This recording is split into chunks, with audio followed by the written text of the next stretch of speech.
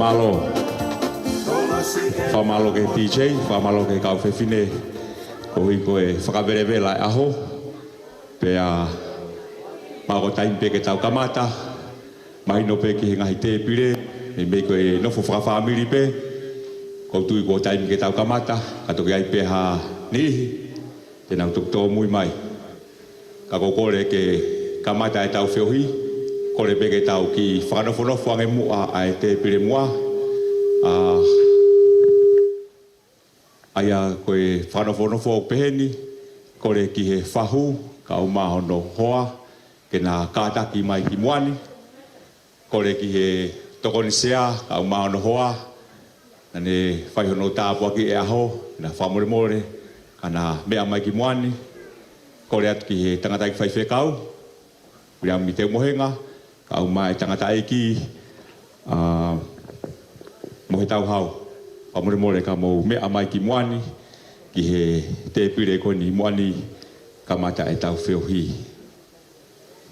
Koe aho whakakoloa, koe aho whakawhiawhia, hange koe nau whakahoko atu arenai, koe hoko atu beni he polokalama, na e whakahoko i malae, ka kohono whakailongai, ai tau utaha, ai ui e he otua ene kaunanga, ofa ki one tare aho kawa. Pea wai e whiawhia, mamata atu ka te ki mautolu, me koe whamiri pe kia mautolu sola mo i vulangi. Mou mauhoa mai, mou mau whamiri mai ke he whamiri ni. O gai e loto maa whana he mamata atu ka te ki mautolu. Pea mo e tali rere ki mautolu, ki he hoa koeni.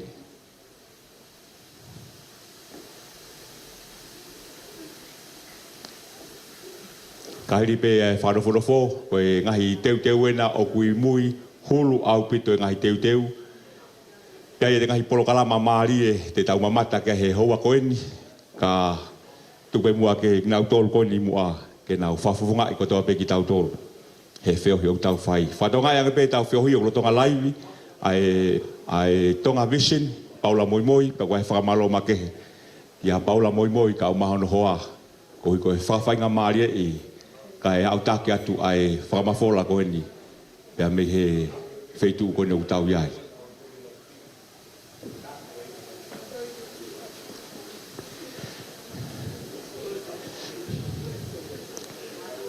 Malo. Kone peke hoa e tokon sea. Omone mole kai whakakato ange whatongia kai kamata e tau whiohui.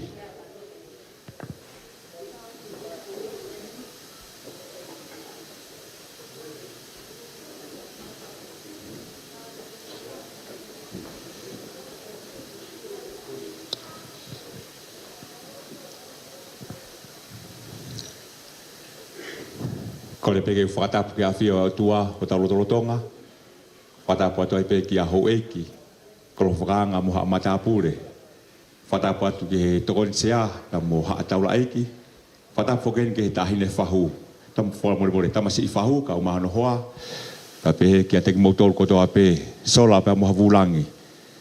Ka wheta ilahi ke eki neongo ku mamata mai a kolo whakaanga pe ki a whanua ke hau mo ki nau tolu pa meitonga wai whatapu ma ke hea tuka teki mautolu. Mau i heni pe ke whafufonga i katoa ki tau tolu. Ko hui koe makamaire tau taha. Ai ui e he otua ene kaunanga. Tupe mua ke kamata e tau whiohui. Pea ko whakawhe i heni ai mohe tau hau. Whamore mua ka ne tataki ki tau tolu halotu. Pea mo tāpua ki i ai pe e tau mea tokoni. Ka hiri ko ia tau hoko atu e tau ngahi polokalama whiewhia. Pea mo maa whana i aha koe ni. Malo au pito.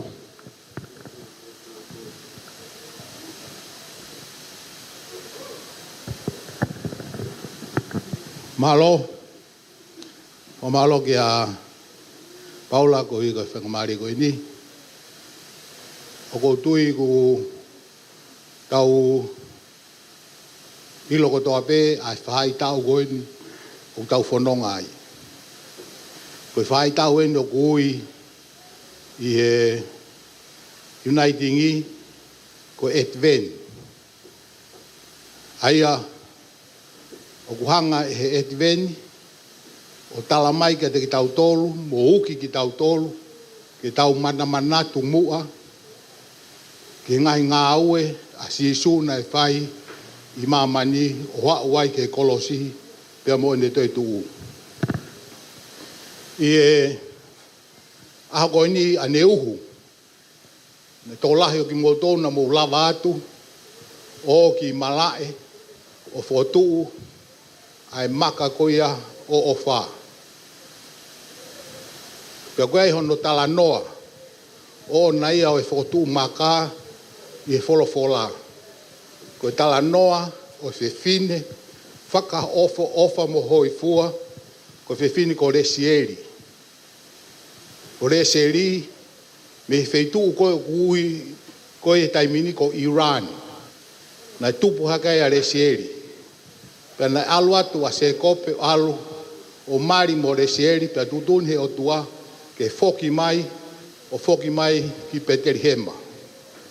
Pea na foki mai ko ia, pea lotonga ina kei whononga, waha ko ia o Peteri, mo Peteri Hema, kusi mālolo ai, a resieri. Pea koe ne mālolo, ko huninga, ko ne wha ere hono ua, e ne tamasi i e mālolo ko ia. Pea tanu ai pe ia, ko ki feitu ugo hingoa ko lamba, ofi pe ia i Seusalemba. Pea na e si i mate tangi ai whewhineni, ko uhihu te ke whau ai whanonga ia. Pea au mai ki he tau na hangai e he tui ko ia o Nebukadnesa, tui ko ia Irani, o whakahauai a Seusalemba. Pea kono urunganga ko ia o e whakahauai pe eni, kono tānaki kātoa e kakai tangata whewhine wao ke kaureka, ke ave nau tolu ki Papilone, ke na wo o ngāo e pōpula. Pea koe ia e whounga o ku ngāo e aki. O kai ke ave hanga tolu pe nau tolu me Seusalema, o ave ki Papilone, ka koe tūtu uni o e kuonga ko ia, ave nau tolu, o tuku i haki i kolo, o Filipe me iai ai kau mālohi ke ave, ka koe kau vai me kau reka, ka whoki pe nau tolu ia ki Seusalema. Pea na hoko e mea koe ni, no ave ki nau tolu fukakai koe ni, o Seusalema, ave nau tolu, ke ki kolo koe ni ko lama, ai ana e mālolo ai koe a resieri. Pea whai hono whiri, o e whahinga koe ke ave, ke i mālohi, ke nao ngāo e pōpula, pea kono toe ngā whawhoki nau tō ke nau nofo pe i Seusalema. Whatatau ke whamatala ai tohi tāpū, lotonga e nau nofo koe ni ke whiri, a kakai ke ave, nau whanongo ki he whakawhoa ai tangi. Pea koe tangi ko ia, nau ilo whapapau, koe tangi a resieri. Ko ene mamahi, ene sio mahi, ki hono kakai. Ko ave pōpula ki nau tolu, koe hui, koe nau whaianga hala. O tu hono maka o resieri i lamba. Pea ke tu ai pe, o au mai ki ahoni. Nei whai ia e, mo fotu maka, lahe ngai fotu maka ku whai. Ana whai e fotu maka he ahoni, ke whakailongai. Ko i taimieni, ne tō tau ai, a ofa. Kai ke no tau nofu tau tolu ia iai. Ko pau ke hiki atu e tau whanonga e tau tolu, o whanonga pe o alu. Ka tau manatu i mao e mea koe ni, ko e tau omi pe o ofi mai, ke wheitu koe ni ko lama. Ka pau o tau, kai ke tau whai ke ngāu e koe nei, whakaamu e ofa ke tau whai, te tau whanongo ke ne whakawhoa. E ne tangi, ko hui ko te ofa mai, kia te koe, ka mo au. Nei whakatu e ofa ia, ai ngahi ulunganga, ma o lunga, au pito. Ke tatake ake e whamiri, ki e kahau. Pea ku lave ai kakai tō lahi, i he ngāu e koe nei whai e ofa. Kawai, au, o lepa. I monu ia, i ngau e koe nei whai e ofa. O mai ai hono boko puna, koe na mele lose, o mari, e mo mai a. Koe mea pe koe ku whakam koe ki ai, tau whakawhetai ke o tua. Ono omi he o tua, ka kai, ke nau sio mama o mai. Tolahi e te mo tolu whanau, you don't know Ofa. You only heard the story about Ofa. She was a lovely, beautiful lady, not only in her physical body, but also in her behavior. That's why we come to remember her today. Ngo whamaloa to o tua, koe hui koe fuaki mea le rei ai a Fiona, o lave ai, a ki mautolu kotoa pe. Mahalo nai whakaukau pea ofa mo o sai, ke whai ai tukutuku mai o e whanau, ki Australiani ko nau kahau, koe hui koe whamiri pe, ka nei kai. Ka ku lave ai e ka kai tola, whamiri, ngai maheni, kainga, mo ka kai ke he kotoa pe ku nau lave, i he fu ofa koia, mo e kātaki koia nei whai he ngo mātuani. Pea ku maua o mai ke he ahoni, foi mea pe o tua ku mau tuu koe ke ahoni ke talatu ka te koe. Malo. Malo o toka meai. O ke hanga whakalotoa, ai whiwhine koe ni, ke mau lawe kotoa ai, e mau whanonga o whai, mo whamalo atu ke o awhio. Koe mea toko nien ko teu, e paula pe mo e whamiri. Ko mau katoa mau inasi ai, ko malau ke o mau sinoko hi ko mau ngahi whatongi a, ka haisi ko along mo whakamoui, amen. Whawheta ike iki, whamalo atu ki a tangata iki, o he tau hau, o i koe lotu, pe mono tāpua ki i, o he tau mea toko ni. Ko i arewa, ko i mautolu koni loto whare, uanga peheni, o ku tau pāwhei pe, pea o i e loki koe, o iai e ngahi te pire o si mau mea i hulu au pito e mea toko ni teu te ahoni. Kau peheni e tau whakahoko-hoko, ko kore ki he te pire koni ui arepa, Amore more te mo kau motor he kātaki o me atu he uluaki. Pa pe ki he te pire koni o kiai a moala pe mo mea. Te pire hasata kātaki motor te mo me atu o kamatai. Ai te pire he pāwhei. O sa ata e ma o mea tokoni he taimini. O si lava hano tāpua ki i. Pe ka hiria. Te pire koni na wea se tuata. Se ne veilofia. Tau hoko-hoko atu ai pe i he ngahi hoko-hoko ko ia. PJ, tukutuku mai pe ha tau whasi. Kai taimi ra we ku kamata rewa ai ma o me atokoni he whainga maari ko ni. Pasi pesi la tuku I manono ke whangu maringi I waha akolo le ngangatoa alaha I he loto ka e tupo na ki whai he moto ka whai ngata ape whai no fua Io tu rewa kahi te pire kona nai whakaongo atu kamata ki mautolu.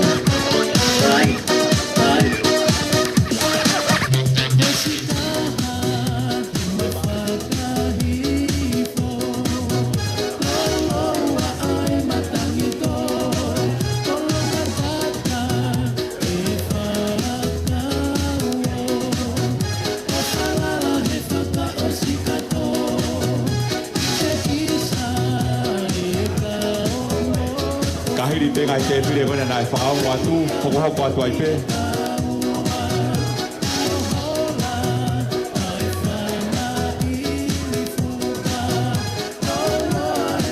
Kore peke ki whakamaa popo mai pe.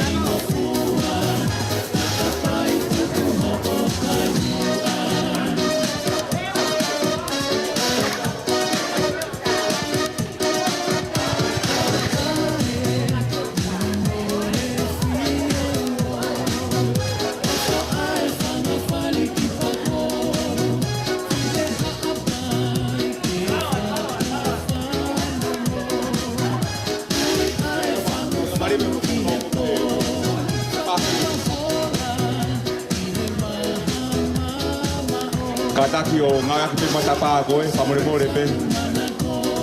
Pamore pe kata ngā pe matapa I mui koe.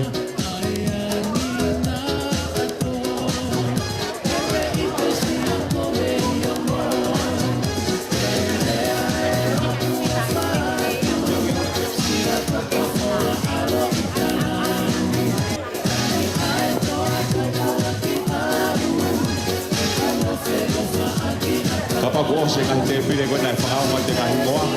Kataki o hoko atua I pe. Pai ngā maari au to pere ai teu.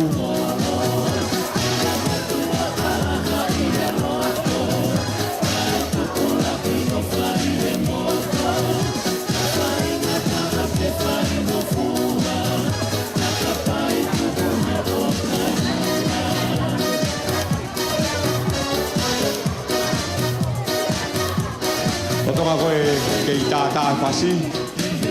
O ku kapau ko mau, paongo mai pe kai hoko atu e kai te pire.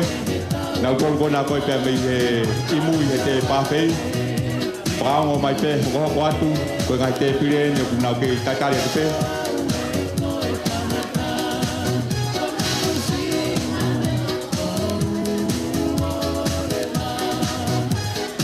Patonga ngā pe koe mea tokoni pia mei mui.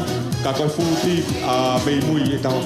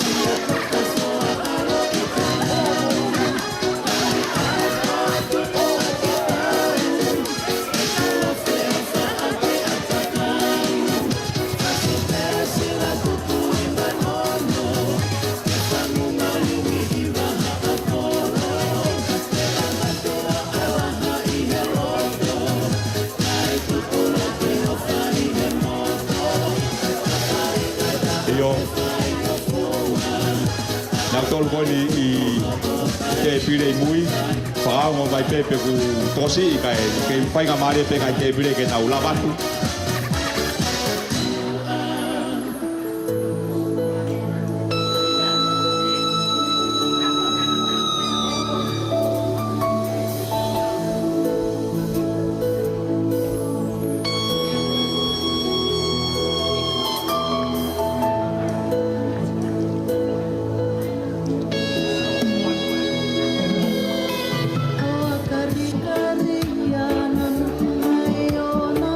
Malo DJ, tata pe DJ kei.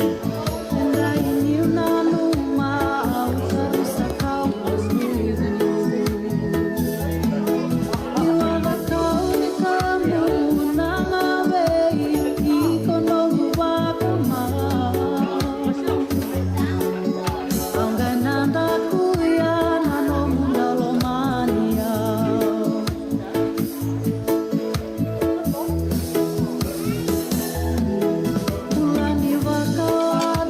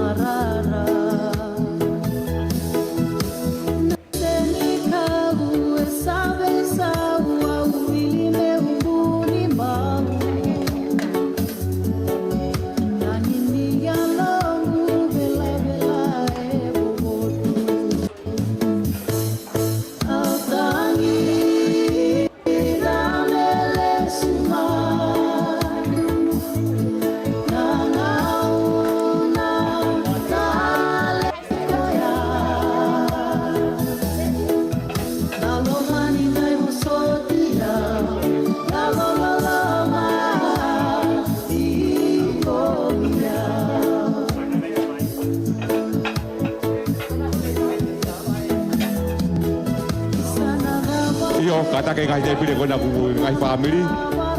On ka fo wini. Rea. Motolu ka ta ke mo. Ka ta ke tu ke te ata abuito moki watu.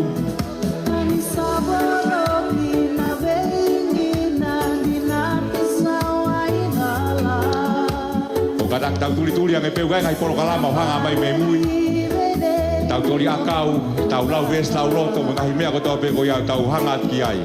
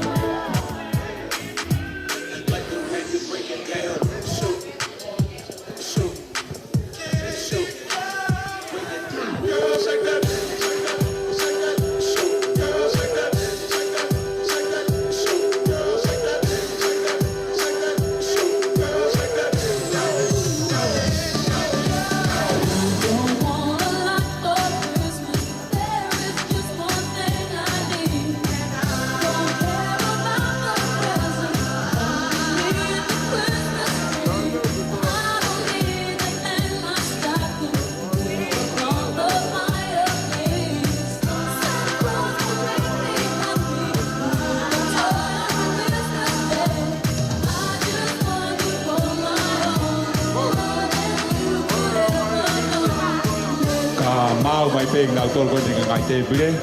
Ta ho pa sure ba ke tau ngai polo kalama. Ei pe ngai polo kalama na e pai toro teu ka ta ke teu. Pa te ta ko ki ta masi pa u ka ma do pa bili. Pa pe fi ai tau kau nga kau pa ta ha ya kon. Ke ko kon sia au ma hoa. Pa pe ta ko hi ko e au mo ta dai pai pe kau. Yang te mohe nga kau ma moi tau hau. Tau kau nga kau kataha e. Fia mo whawhetai e. Aho whakolo a koe ni. Ko ngā pene tau te watu ke Christmasi. I whakataha o tau whai. Koi whakolo atu koi whakafia atu.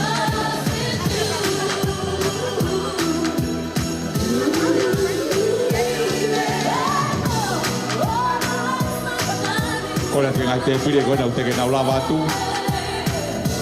Karaka mo karaka ke te pire. I he loki koe ta hao kai e mea tokoni. I he tā mui o kai fruti ai. Petu peo ke te alu ki ai. Fruti. Ngā mai mea tokoni. O ku he kawaki tō he maa.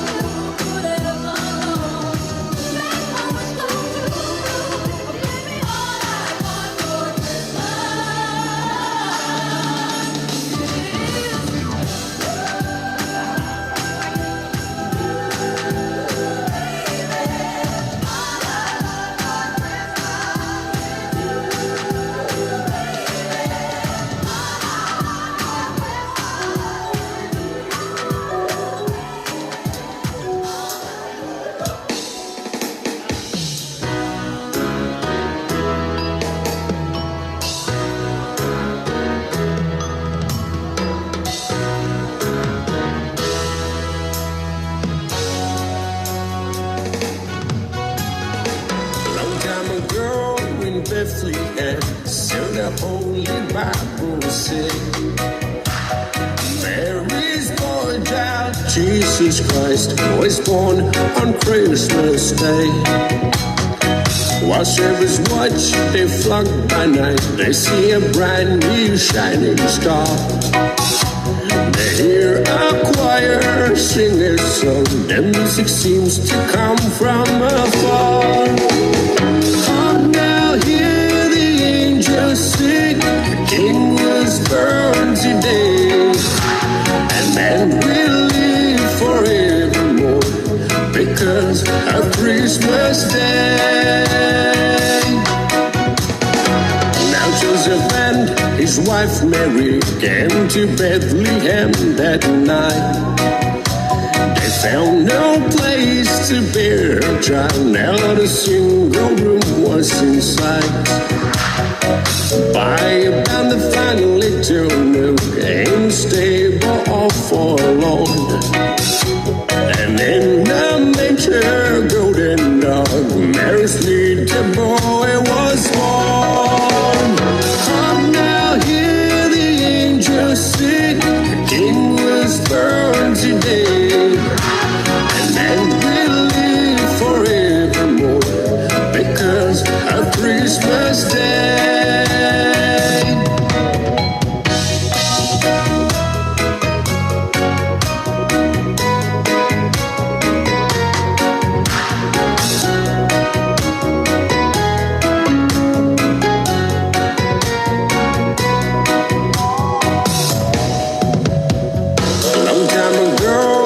Bethlehem, so the Holy Bible said. Mary's boy child, Jesus Christ, was born on Christmas Day. While shepherds watch, they flock by night, they see a brand new shining star. They hear a choir sing a song, the music seems to come from afar. Hark now, hear the angels sing, the King was born today, and man will live forevermore because of Christmas Day. Now Joseph and his wife Mary came to Bethlehem that night. They found no place to bear a child, not a single room was in sight.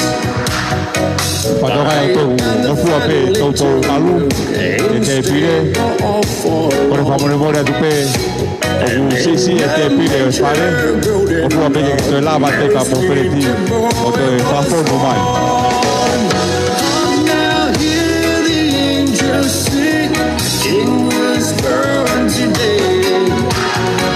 Ape de na te pire ko na te que na me to ni para ka po lava te pire vai nga Maria o pito pe te pire.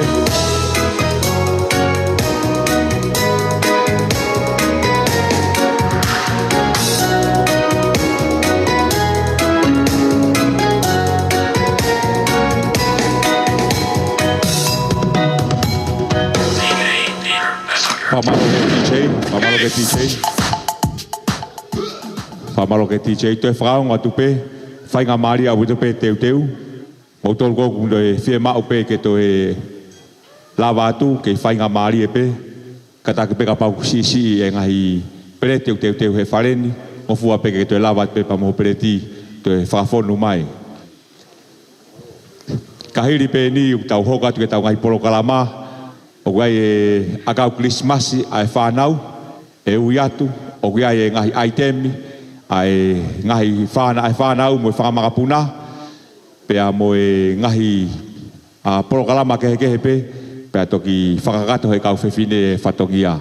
Koe koe ngai polo kalama ke ia ke ahoni, pe au tau amanak rere au pito ka ngai aitemi, ai whanau mo e whakamokopuna, tau hiwa, tau lau wes lau loto, hape hangai mea na e teu mai, ko hui koe teu ake o Christmasi, ko tui pe tamasi whaho, ka uma ho family, pa pe ke tokon sea, mo tolu koni kau whakawhe, tui te mo mamata he ngai polo kalama fia ai whanau mo e whakamakapuna.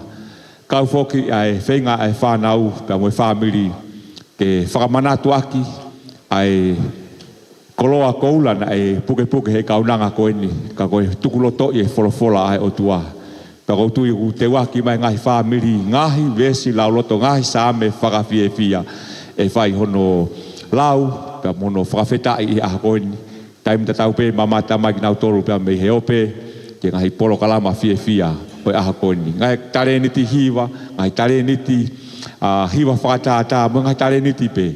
Koutui e whakawhiawhia iaki e tau whiohi o whai i aha koe ni. TJ, kataki o tuku mai peha whasi, koutui waweni pe hoko atu e tau polo kalama, ka mata ake akau Christmasi, patau toki hoko atu ai pe. Malo.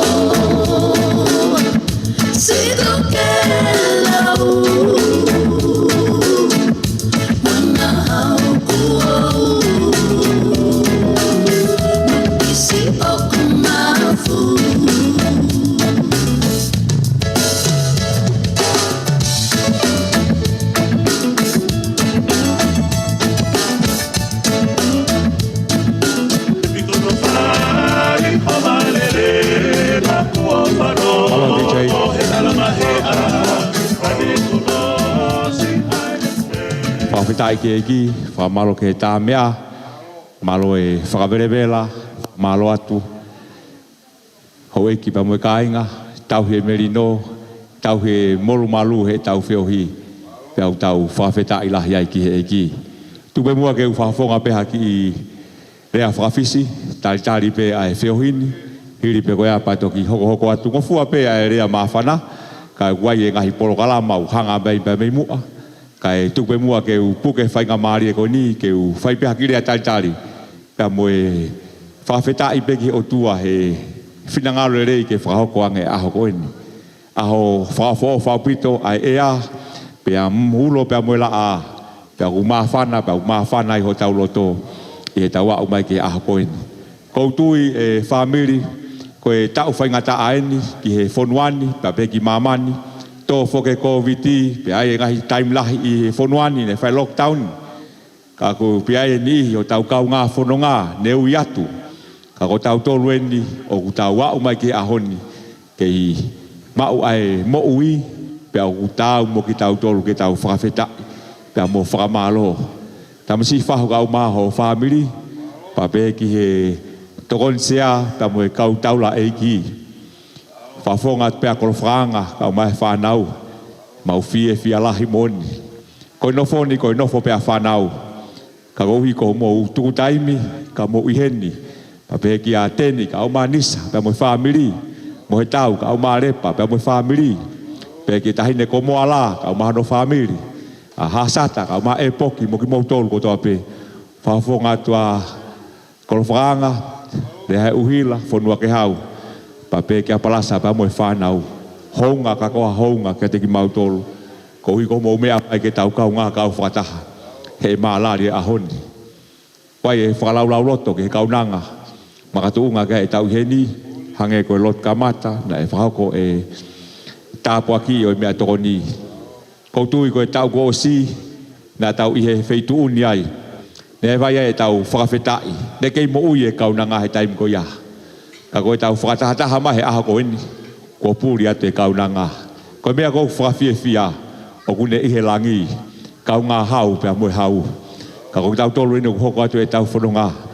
Peka teki mo tolu, mo mata mai heope, family, pa mei whakatongana, pa pe ki Nusila, Amerika, Hawaii, mo ki mo tolu ko toa pe, mau tolu enu, mau fia, kai kia ha rea e whai he aho ko eni, ko e whakawhetai pe, ko tiko e rea pe aku mau whai, ko i ko e whai ange, pe a whakahoko e o tua, ai aho ko eni.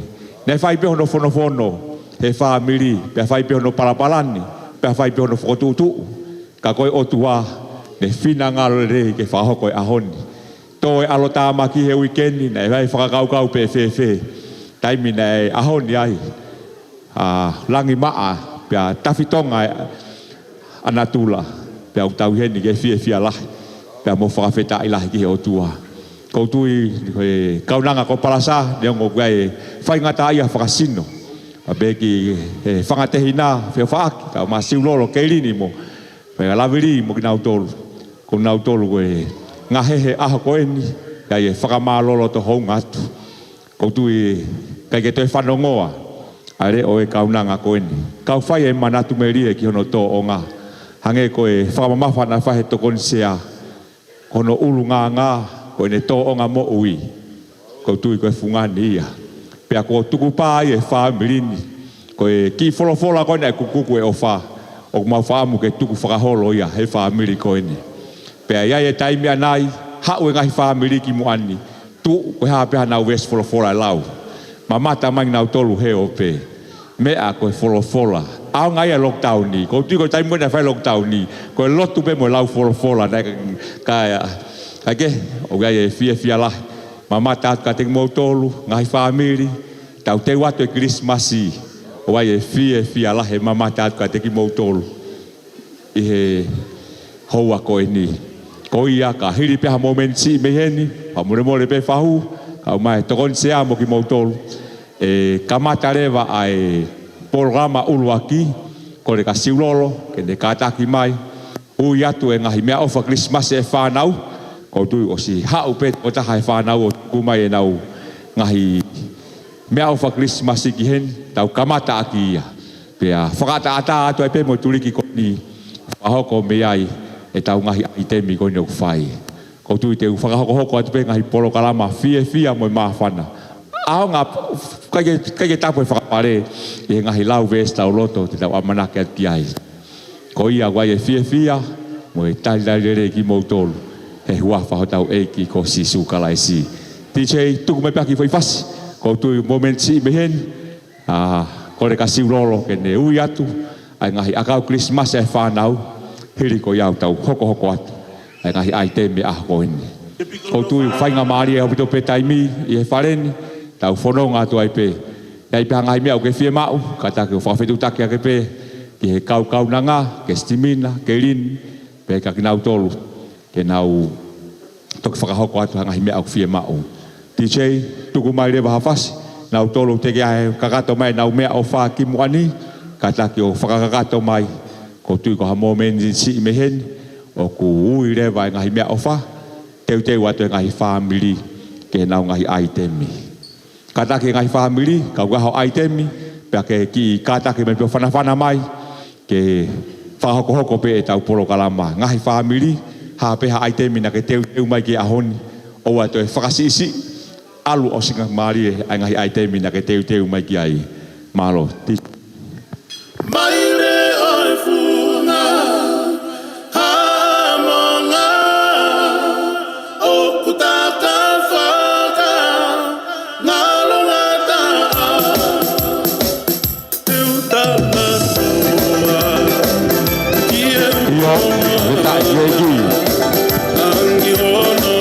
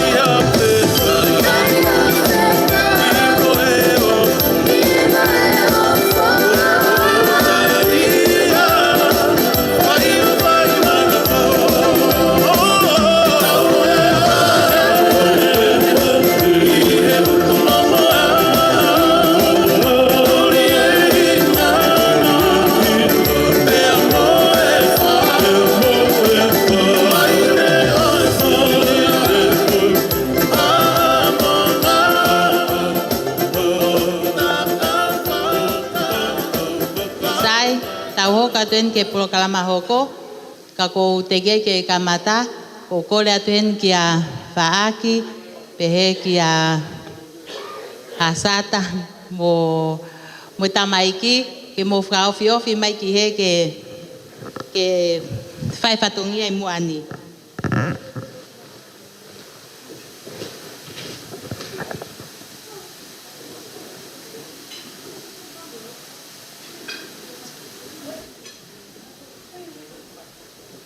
Tá,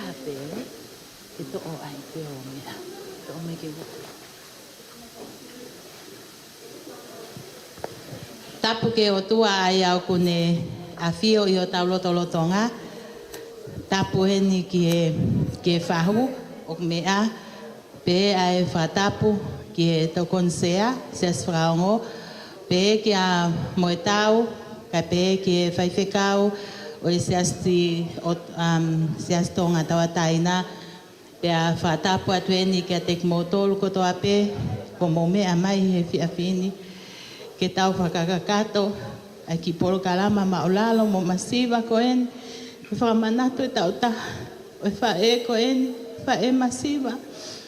Ka oku hounga ke tek mautolu, ho mo mea mai e ahu ko en, ke tau whakakakato, ai ki poro kalama ko en, ka ki muia, ko ki koloa ulua ki, ko koloa ia ai whahu, ai a kuhiki aki ai falafihu, a ofi aki ai fatuvalu, whamolu aki ai kietonga fatufa, pe a oku iai pe a mohono katoteu, pe a mohono ki sila, ko e tola tahawhe. This is a journey into science.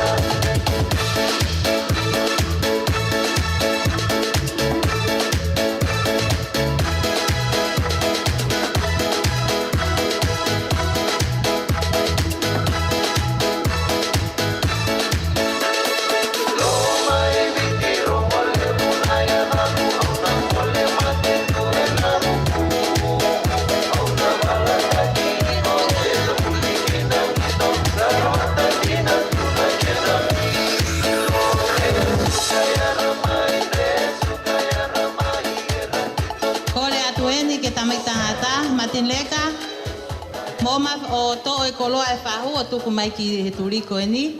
Tau hia, tau hi ke malu. Ke nā mea at moia ki he kolomua. To.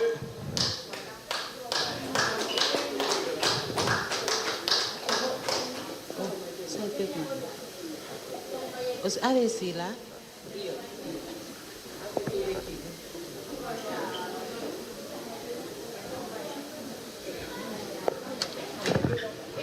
Ko e koloa ono wa, ko e koloa ia ai tokonsea o siasi whakaongo, ai ana whakaonga tamaki ai e whae ko eni, ko e koloa ia a asperi tai paleti, o kuhiki aki ia ai whalapaongo, a ofi aki ai fuatanga, whamolu aki ai ki e tonga whatwha, pia mono ki katoteo.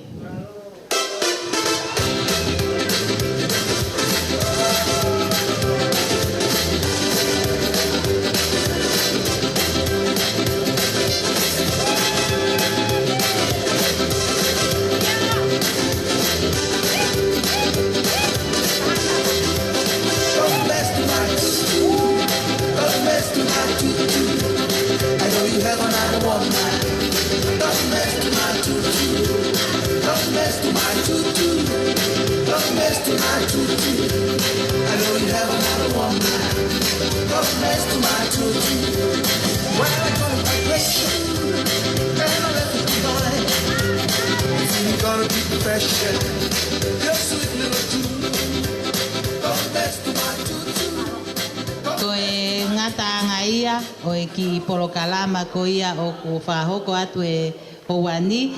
Ko e ki polokalama hoko, ko no ui atu e whangaki i akau Krismasi a longa i whatau, ai a ko e whangamokopuna ko toa peeni o e vai vai.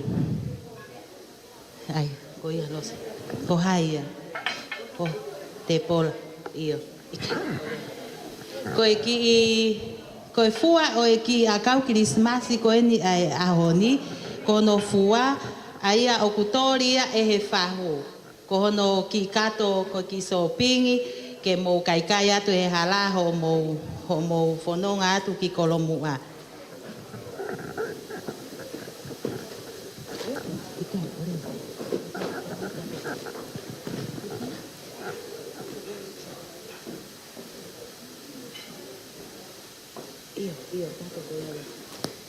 Kato ko e ni, ko e kato ia ave tauhi whakataha pepe a moe koloa.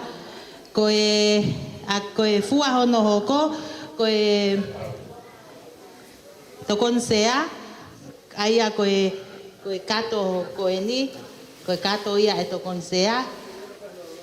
Ave pe mo ia lose o tuki he. Mama.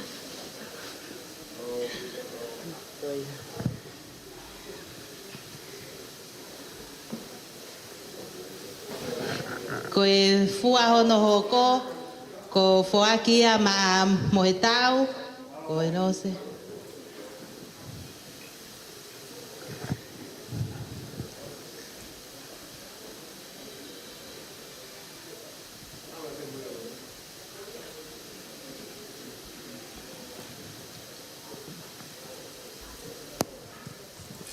Fea Lini.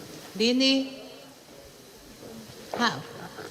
Ko e kato hoko o foaki a pea maa moala pau.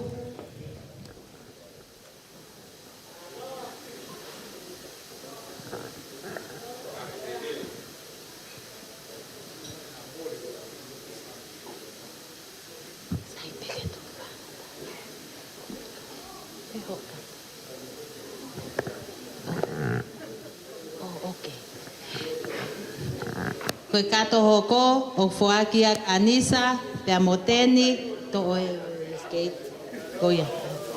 Awe ke, puke ulalo koia.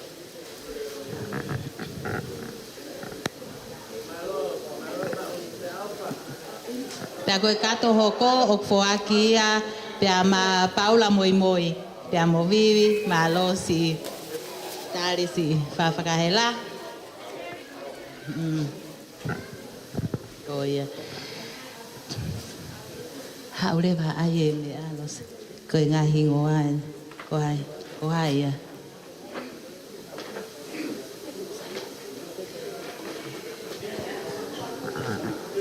Koe ki kato hoko, kataki foaki atuia ma osai. Oh. Foaki atuia ki a Viliami te mohenga koe los.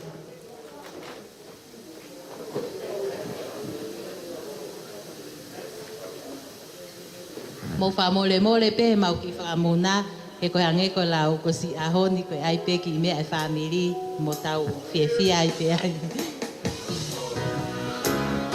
ko ya ko kolo ko fa ki kato ena e fa na u kato hoko ko hai kato ko ni ko hai ko kato ko ni ko kato ya tu kwa futui Oye, iyo.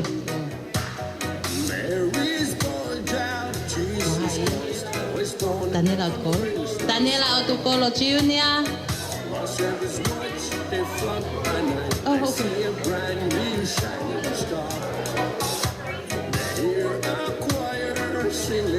Daniela Tui.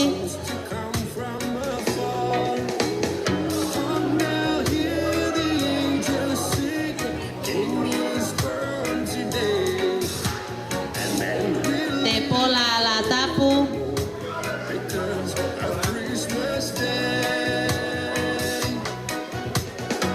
Now Joseph and his wife Mary came to Bethlehem that night. They found no place to bury a child. Now the single room was in sight. Miamau. And the final little room stable all for Okay. and in the manger golden dog Mary's Jennifer Mau. was born. Come now hear the angels sing. King was born.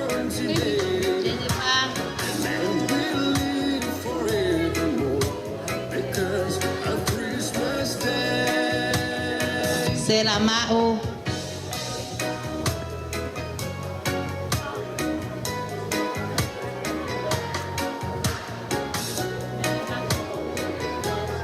Mele Mafi mo ui he kelesi tufunga. Long time ago in Bethlehem, still the Holy Bible said, Mary's boy child, Jesus Christ, was born on Christmas Day. While shepherds watch, they flock by night, they see a bright new shining star.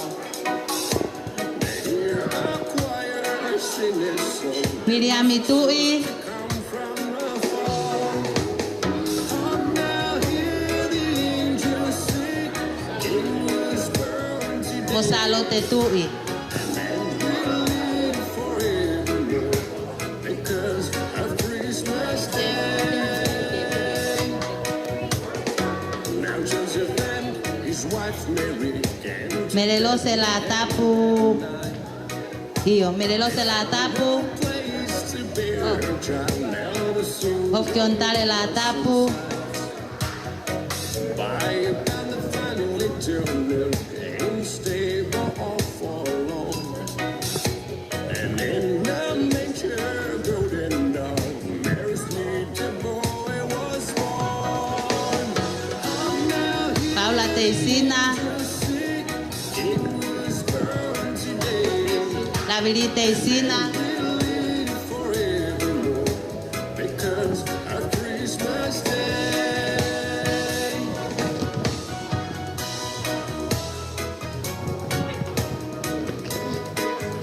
Leslie Teisina. Moperias Teisina.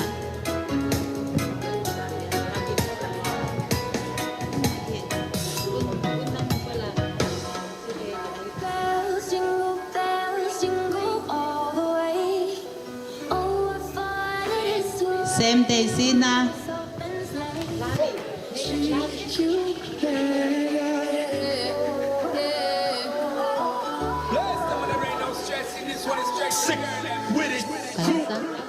Palasakov la tapu. Palasakov la tapu a Paula. Sorry, Palasa.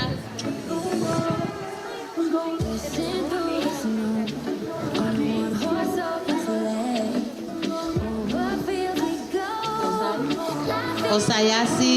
just hear those sleigh bells jingling, ring, ting, tingling, ting. Okay ko Osay Svelofia. Osayasi. Osay Hini.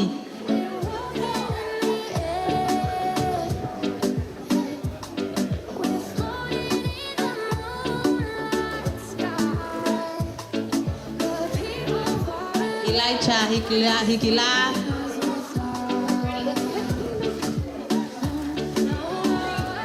Feliz Navidad. Okay. Feliz Navidad. Prospero año y felicidad. One Hikila. Feliz Navidad. Feliz Navidad.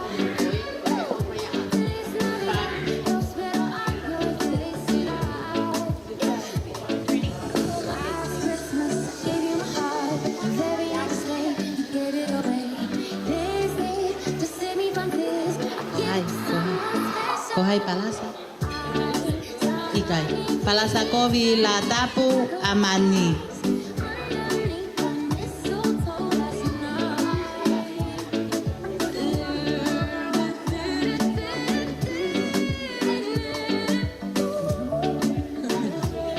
Suriana Tui.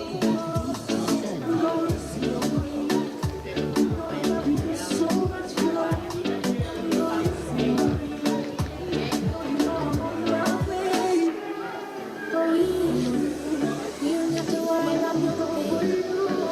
Sweet joy, and we running on high. Panepasa la tapu.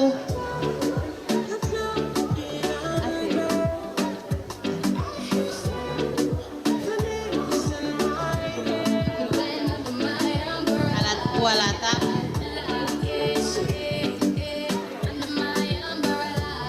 Alapua la tapu.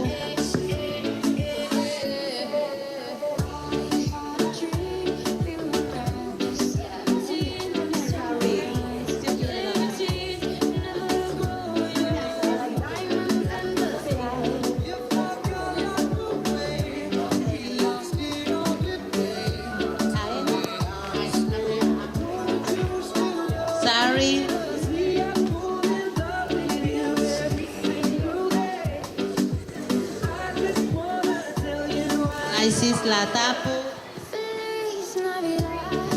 Feliz Navidad. Feliz Navidad. Próspero año. koe kato ene a hai, koe ka no hingoa. Koe kato ene a kaureka a paea, ko onki mahanga pe a mori umekao. Próspero año de felicidad. Koe ki kato koe ni koe whankisila, koe whanki mea ofa ia me familio la viri pasi eiki, ke whankilo ngai whanau koe ni. Grace Hikila, mea teisa pasi eiki.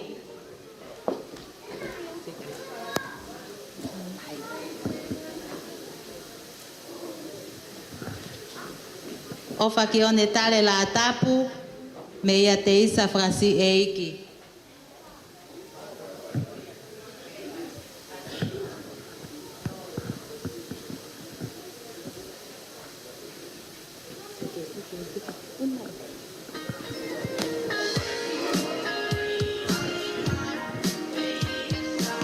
Clarita Veilofia Vaque, me ia Timote frasi eiki.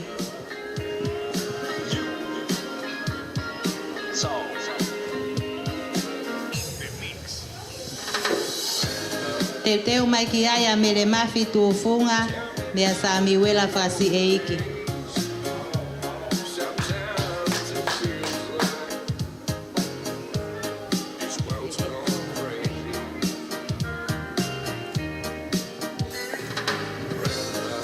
Teu mai ki aia ngana la tapu me ia he tau frasi eiki.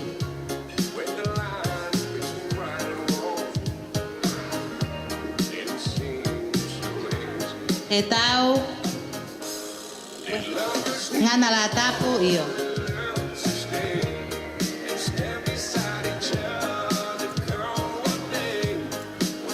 Hoko mai ki aia palasa o feina la tapu.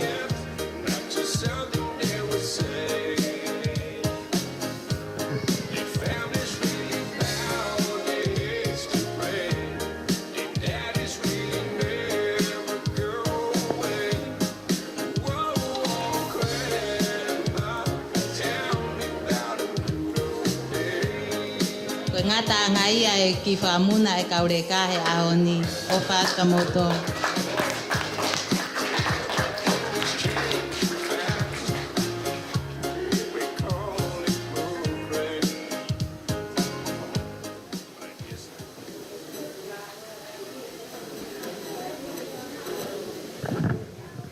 Maloga siuroro, la wate whatongi a goia. Ta hoko atu lewa ke ngai porokalama koni ko ata e ki funga Stacy. Ko tiko ki funga Stacy ne te ngau ake ngai family. Ko family ko si whahoko mai tai mini ko family ko ia o mere rose pe a mo mai a hiki la. Ko tiko si mau mai e family ko ia. E nau ai te mi. Ko ia be mau e ngai family ka taki whahoko mai. Tau alu hoko hoko pe e tau ngai ai te mi. Ha pe ha ngai mea te mo sio ki ai. Nā siai fōke tau ngahi sā me tūtu uni, ia i pe muna ngahi vesi, nā tau tuku mai ke whai e tau lau i ahoni, whakailonga mai pe. Koutui koe ngahi ai te me ngahi whamiri, hiri pe ai whamiri o Mererose, hoko mai whamiri o Maopa mo Sperimani, hoko mai e whamiri o Manukafoa, se ke whamiri koe ia o Whanua ke hau, pia pehe o whanau a keirini mo Sereveilofia, whanau a siuloro pia mo Martini. Ngahi whai ai temi kona e, ngahi ves, whorofora kona e ako mai he whai mahina e taha koe, koutu te tau mamata ki ai. Hoko mai whamiri o whio whaaki ka o maa saia teisina, tau hoko mai ai pe ngahi polokalama. Whampeke o te tau toi whetari aki, ka hiri pe polokalama koni, whetutaki mai, koutu alu pe taimi he tau whio hiok whai.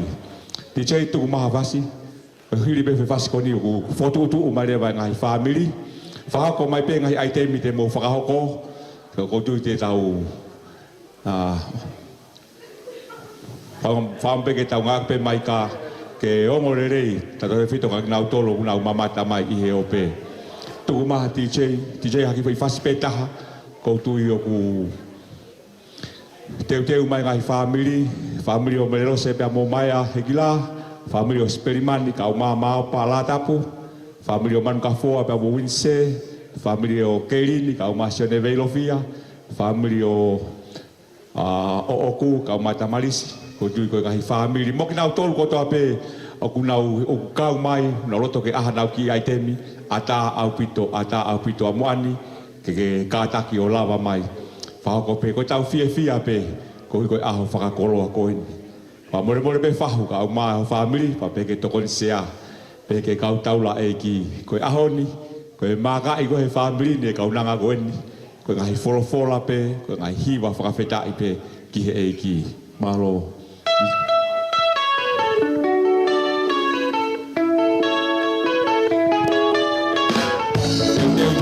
Teu mai lai family ka o alho ko pe o ai ke to katusia asi be family ko mai family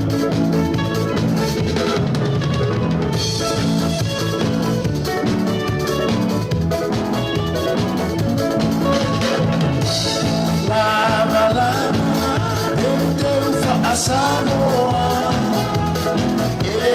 tu siamo,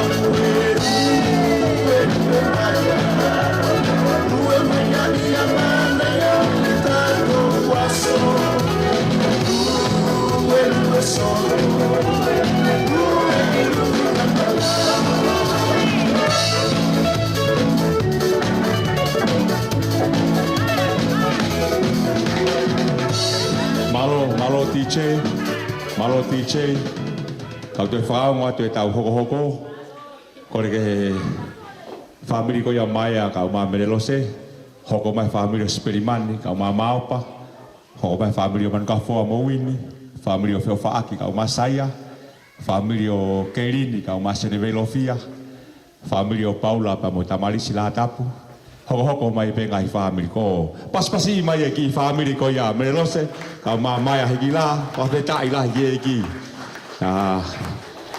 ko camera e ku hanga mai koe te tu ko drive mai ka te ki motor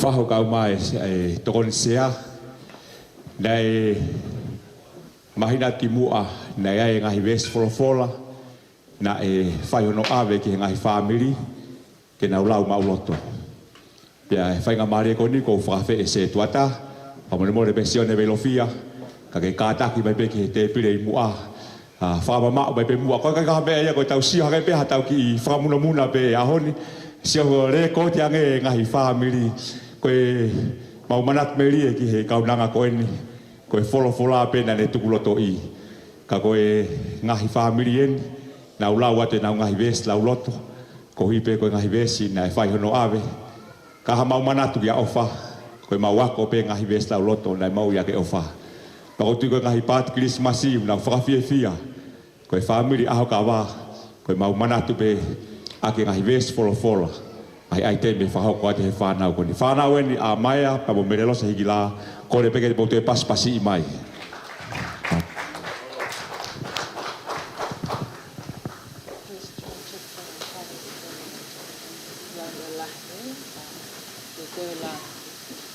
First John chapter 5 verse 11 and 12. And this is the testimony that God has given us eternal life, and this life is in his Son. Whoever has the Son has life. Whoever does not have the Son of God does not have life. First John chapter 5 verse 11 and 12. Proverbs chapter 3 verse 5 and 6. Trust in the Lord with all your heart and lean not with your understanding. Acknowledge him, for he will make your path straight. Proverbs chapter 3 verse 5 and 6.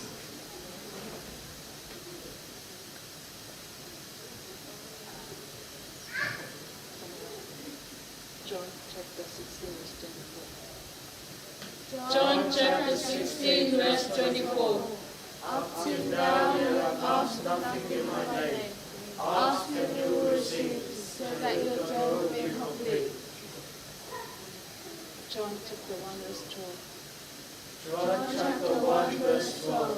For to all who received him and accepted him, he gave the right to become children of God. John chapter 1 verse 12.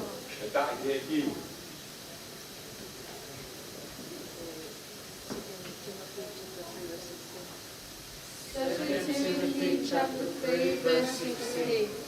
All scripture is God's breath, and is useful for teaching, rebuking, correcting, and training in righteousness.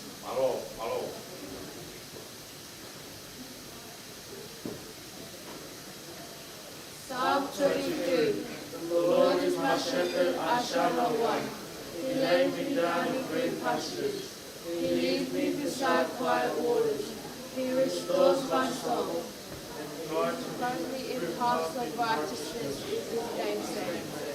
Even though I walk through the valley of the shadow of death, I will fear no evil, for you are with me. Your rod and staff, they comfort me. You prepare a table before me in the presence of my enemies. You anoint my head with oil, my cup overflows. Surely goodness and love will follow me all the days of my life, and I will dwell in the house of the Lord. This is John chapter 1 verse 9. First John chapter 1 verse 9. If we confess our sins, he is faithful and just and will forgive us our sins and purify us from all our unrighteousness. Same uloaki lesi uloaki kihenima. Monu ia ka kok na tol o ke kai fo ia fa kau e fa o mate. Pe tu e hala o kau fai kovi, pe nofo ia nofo anga o hamanuki. Ka koe lao e si o wā ne manako, iyo, e lao o nā kune whakalau lau loto i he aho moe pō. Ken hange ia ke ngahi akau koto ke ngahi mga iwai, aia o kune fua i hono tau kai. Pe neongo poko i haa o kune whai, o kune monu ia te. O kui kai ke pehe a whao tua mate, o kui kai. Ka nau hange koe kafu o kui lingia i he matangi. Kono lau whoko kai mai, kono ia i kai tu. E whao tua mate i he whamau, ko kau whai kovi i he whakataha o whai totonu. He oktoka ngā e siova e hala si whai totonuna, ka koe hala o kau whai kovi e auha. Same ulaki, lesi, ulaki ke nima. Te au ngahi same. Mo mawawe ke o tua e ngai whanua kotoa pe, tauhia siova ke e whiawhia, hukion ao mo kai kai la. E ke mo ilo mua, ko siova pe koe o tua. Ko ia nani ngahu ki taua, pia ko taua o ko ona. Iyo, koe kakaya ana, koe sipi o kune whawhanga. Mo hua no ngahi matapā, ko whawhetai. Hua no ngahi loto a, mono hiwai. Iyo, mo sani pe ia, whamalo ki ono hua wha. E plelea siova, o tangata en alo wha, pe atu mao ni fuakawa, ke tau tangata, mo e tau tangata. Te au ngahi same. Te au ataha ngahi same. Te tangata o mata ke ngahi mo ngā, e hao me whe hok tokoni. Ko hok tokoni au me siova, ae ni ngahi arangi mo mamani. Seuke, e kai tene tupu hova e ke ngāue. Koe tauhi o koe, o kai tene mohi. Wakai, koe tauhi o isleri, o kai tene tule, pe tokoto ke mohi. Koe sihova e tauhi o ou, ko sihova e me hoto matau ko whamalumalu. E kai tā i koe e la aho, pe koe mahina i he pō. E tauhi koe e sihova pe me he kovi fulipe, iyo tene tauhi ho lau malie. E tauhi ho where mo whako e sihova me he taimini o lau i kuonga. Te au ua fitu a ngahi same. Kai langa e sihova e kolo, o atu ngā ape a tangata leo. Kai leo hi e soa, kai langa e soa e whare, koe ongosia e kaulanga, koe kula no ape. Kai leo hi e soa e kolo, o atu ngā ape a tangata leo. Koe kula noa ho mo ahengengi, ho mo mohe tuai, ho mo kai ai maa o ongosia, ka kune fuaki tatau pe ki hono o whanga, kai mohe pe ia. Wakai, koe whanau ko inasi mea siova. Koe totongi o kune omi, koe fua i he manawa. Hange hangahau i hanima o hatoa, pehe o kute mau hatfoha kei talawa ukita. Monu ia ka koe toa o kwhonu o noho whangauna, e kai alea e whahinga ko ia o ka nau ka alea o nau ngahi whiri i he matapā. Te au anima e ngahi same, kok nau tolu o kwhalawa ki a sihova, o nau hange ko mo unga saione e ne ta e mauea. Ka o nofo pe o tai ngata. Hange ko Jerusalema o takai i he ngahi mo unga. Pehe o takai hono kakai e sihova. He kai nofo i pe a se pita o whaikovi i he tofia o haama oni oni. Na hangata haama oni oni o mawhau atu ke ala ki he kovi. Whailelei ke kakai lelei e sihova, pia kia tek nau tōlo o loto totonua. He kok o loto totonua. Ka kok nau tōlo. Ka kok nau tōlo pikoi, ho nau ngahi alunga, e koina ki nau tōlo e sihova ke nau o mu whaihala. Ke melino a isleri mua. Same te au tōlu tolu. Wakai hono i kai lelei, pia hono i kai sai, ke no nofo haka inga o whakataha foki. O kange ko lolo lelei, na ilingi ki he ulu, na hifo ki he kawa ki he kawa o elon. Na hifo ki hono kofu. Kange ko hahau o he amone, na hifo ke ngahi mo unga sai one. He koe potu ia ko tutu uni o no tāpu e kina. Koe mo ui o tai ngata. Same te au tol wha. Si, mo lau ai malo o si hova. Ak mo tolu, kone kauta mai o eki. O mo tutu, i whare o si hova, i he po uri. Mo hiki ho mo nima, ki e potu tapuna. Pea whakamalo i a si hova. O whai o mo tāpu aki i me saione, a ele a fiona ne ngahi alangi mo mamani. Same te au i manoa. Hallelujah. Whai ai whamalo o e la i hono a fio angataku. Whai hono whamalo i a tā hono ha angangu. Whai hono whamalo ko hui ko ne whai kaukaua. Whai hono whamalo ko hui ko lahi o ne potuna. Whai hono whamalo aki ai leo talupite. Whai hono whamalo aki ai hele filo haate. Whai hono whamalo aki ai nafa whangongo moi haka. Whai hono whamalo aki ai mini moi miniha. Whai hono whamalo aki ai simpale paki. Whai hono whamalo aki ai simpale tatangi. I longa hamea o manawa ke ne whai ai whakamalo o ia. Hallelujah. Malo. Whainga Maria ko ini ke whakahauka te mau whanki ai tēnu. Ka kātaki pehe whakaloloa. Toko lahi e ma whanau paku lahi ai tēmu e mau whanki ai tēnu e ku. Na e te teo mai ki ai. Malo.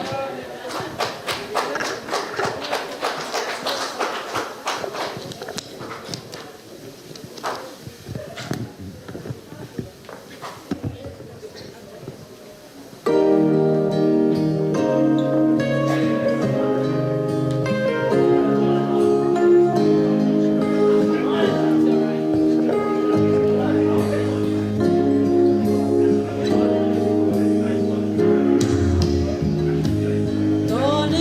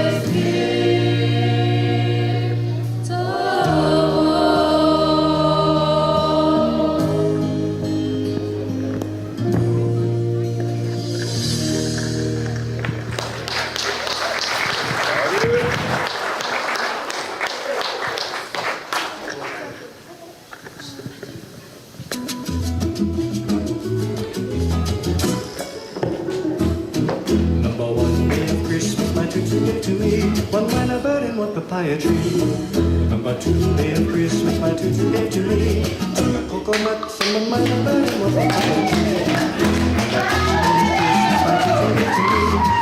Try sweet coconut, someone might have burden with papaya tree. Number 4 day of Christmas, my tutu gave to me. Flower lace, dried squid, 2 coconuts, and 1 might have burden with papaya tree. Number 5 day of Christmas, my tutu gave to me. 5 big fat ears. 4 flower lace, dry squid, 2 coconuts, and 1 might have burden with papaya tree. Number 6 day of Christmas, my tutu gave to me. 6 hula lessons, 5 big fat ears. 4 flower lace, 2 dry squid, 2 coconuts, and 1 might have burden with papaya tree. Number 7 day of Christmas, my tutu gave to me. 7 shrimps, a swimming, 6 hula lessons, 5 big fat ears. 4 flower lace, 2 dry squid, 2 coconuts, and 1 might have burden with papaya tree. Number 8 day of Christmas, my tutu gave to me. Ukulele, 7 shrimps, a swimming, 6 hula lessons, 5 big fat ears. 4 flower lace, 2 dry squid, 2 coconuts, and 1 might have burden with papaya tree. Number 9 day of Christmas, my tutu gave to me. 9 pounds of boy, 8 ukulele, 7 shrimps, a swimming, 6 hula lessons, 5 big fat ears. 4 flower lace, 2 dry squid, 2 coconuts, and 1 might have burden with papaya tree. Number 10 day of Christmas, my tutu gave to me. 9 cans of beer, 9 pounds of poi, 8 ukulele, 7 shrimps, a swimming, 6 hula lessons, 5 big fat ears. 4 flower lace, 2 dry squid, 2 coconuts, and 1 might have burden with papaya tree. Number 11 day of Christmas, my tutu gave to me. 11 missionaries, 10 cans of beer, 9 pounds of poi, 8 ukulele, 7 shrimps, a swimming, 6 hula lessons, 5 big fat ears. 4 flower lace, 2 dry squid, 2 coconuts, and 1 might have burden with papaya tree. Number 12 day of Christmas, my tutu gave to me. 12 televisions, 11 missionaries, 10 cans of beer, 9 pounds of poi, 8 ukulele, 7 shrimps, a swimming, 6 hula lessons, 5 big fat ears. 4 flower lace, 2 dry squid, 2 coconuts, and 1 might have burden with papaya tree. And 1 might have burden with papaya tree.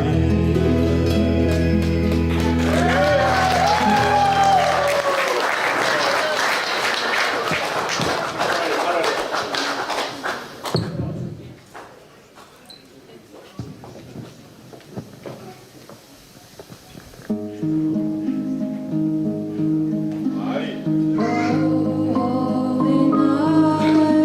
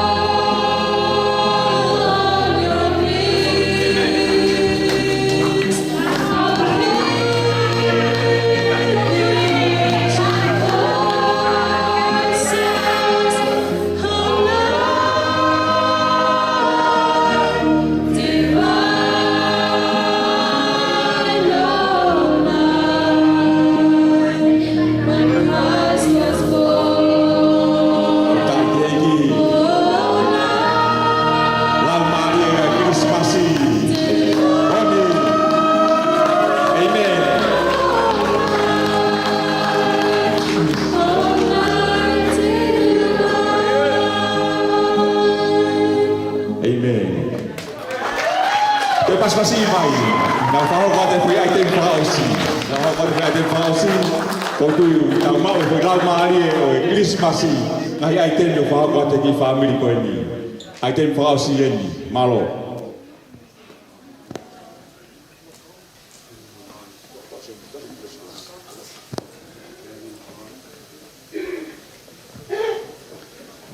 Whawheta i ki e tare niti. Mau e ki whanau ni.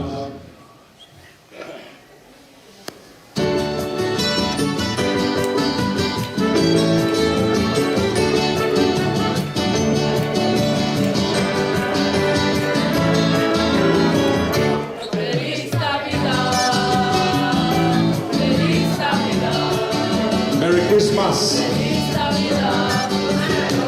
Amen.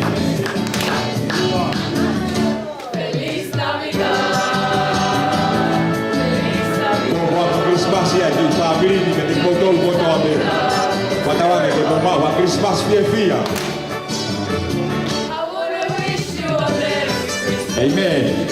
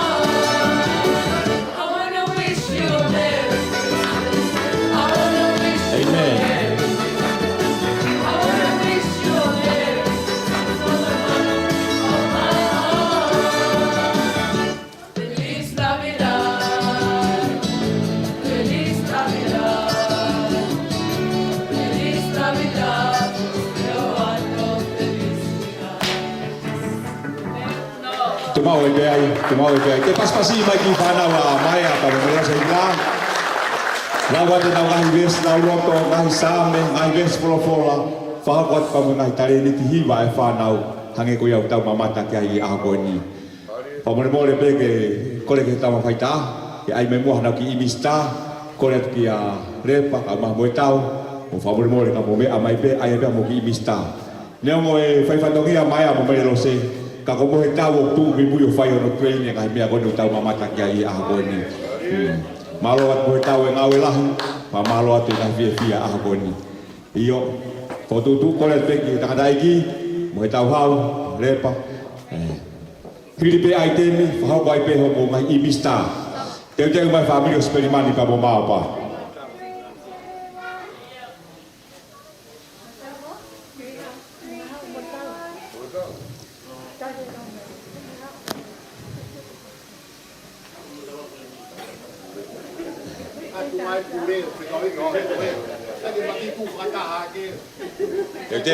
Taha, 1, 2, 3. Pausi, 1, 2, 3. Malo, te paspasi mai e ki family ko hoko mai pe family ko ya spirimani ta mo apa.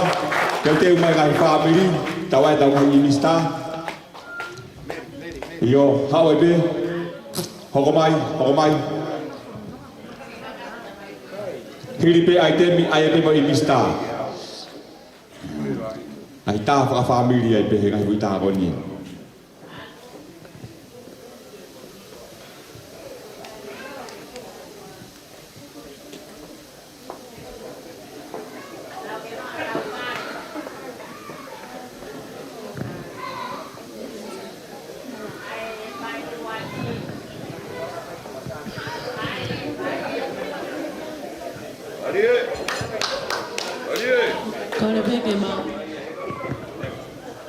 Kore peke ma ufanga ngai whatapu. Hata mua mo ki i whamiri ko ni. Ke whai at peha ki i ngā whana i a koini, pia kia pe ngai ai te, ngai hiva, pia o te whakahoko i he mua ki ai te mi, ka te mau lawa tu pea ngahi kupu e ngahi vesi lau loto, o ngahi sāme o ko mau i he hoa koini, pia whakaosi aki a he taolunga aki ai whasiko ia. Nai whao, ko whasi o whamili. Tālunga tua i he whakaosi.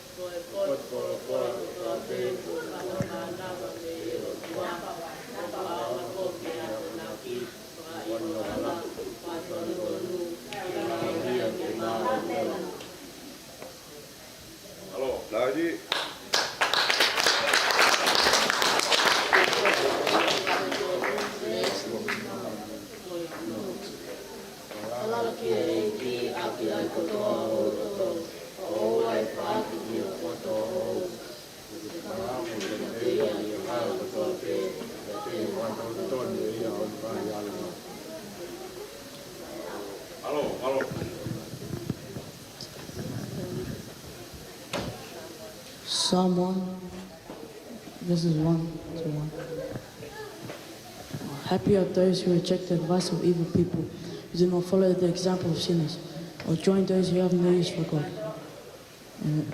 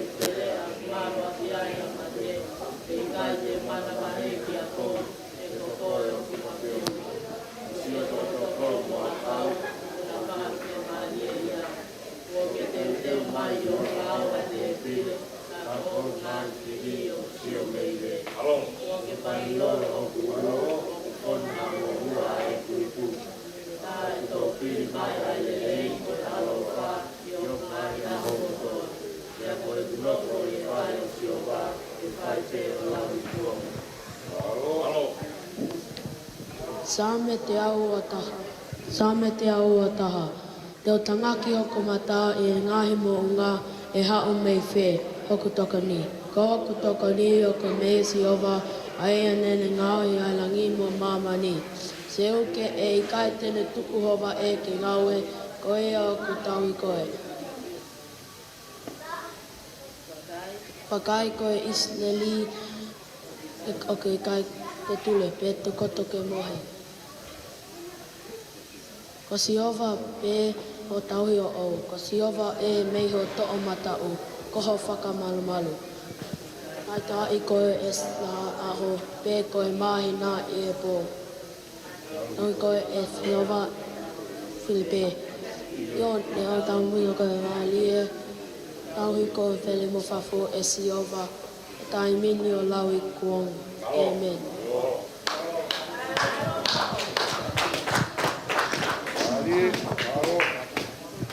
Sabe te au a whitu, kai kai nea o siova i kuong.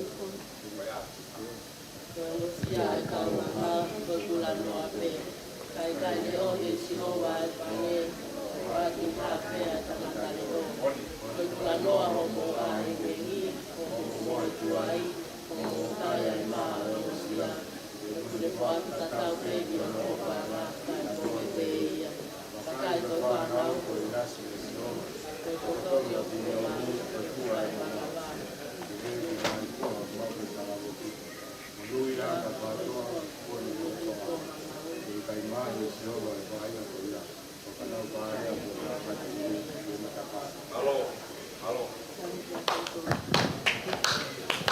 Psalm 133 verses 1 to 3. How wonderful it is, how pleasant for God's people to live in harmony. He is like the precious anointing oil running down of Aaron's head and bead, down the collar of his robe. It is like the dew on Mount Hermon falling down the hill of Zion. This is where the Lord has promised a blessing life that will never end. Psalm 134. Come praise the Lord, all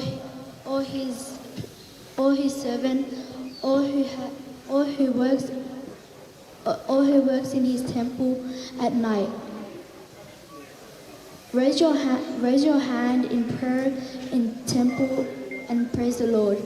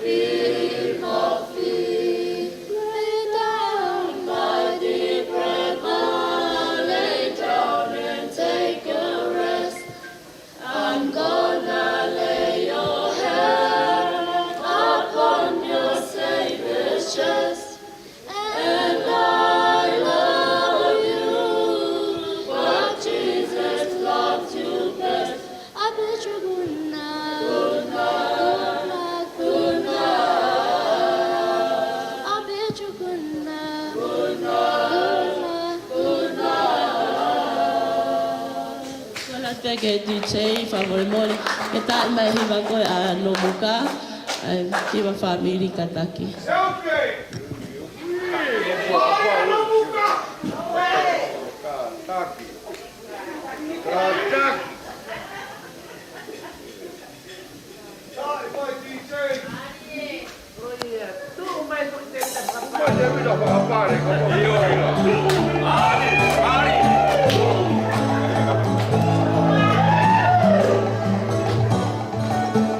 Io, quel passi via, da mai chi ne lo vai là, e i miei.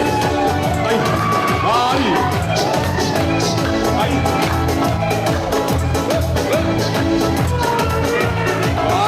Mari, da mai chi? E i miei. Io.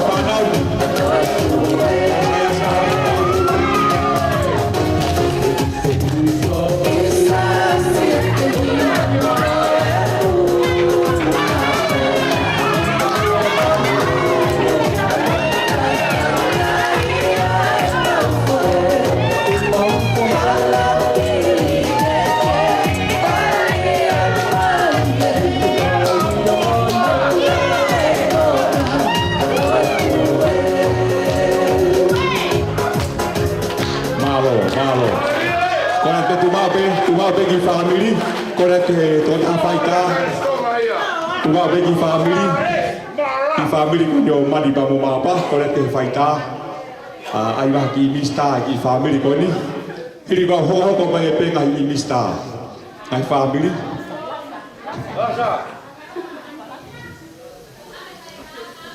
Oh, iyo, sorry. Ya, taha buai pa ni mea faita. Koi. Teu ai bagi mista. Iyo, so teu taha hua tol. Fausi teu taha hua tol. Malo abito. Oh. Taha hua tol. Malo abito. Malo abito.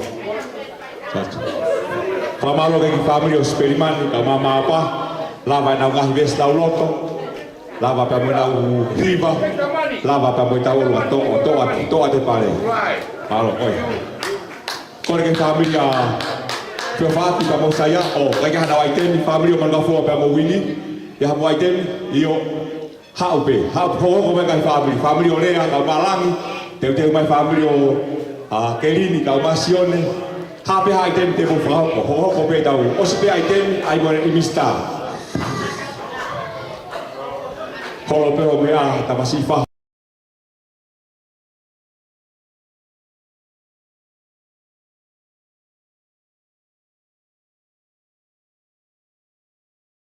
Poeni.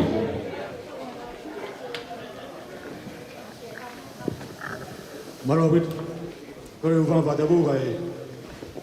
Bawa tapi kita bes daulot. Bes daulot tu pehu ada mau lawa tu. Kore ngata anga pe mau ilo ke pul. Tahu mau ni ke. Te mau lawa ta ua ti mo te vai tolu besta hano. Ua ti mo te vai tolu besta hano. Me pot fora ko to pe o spa mana vai me o tua.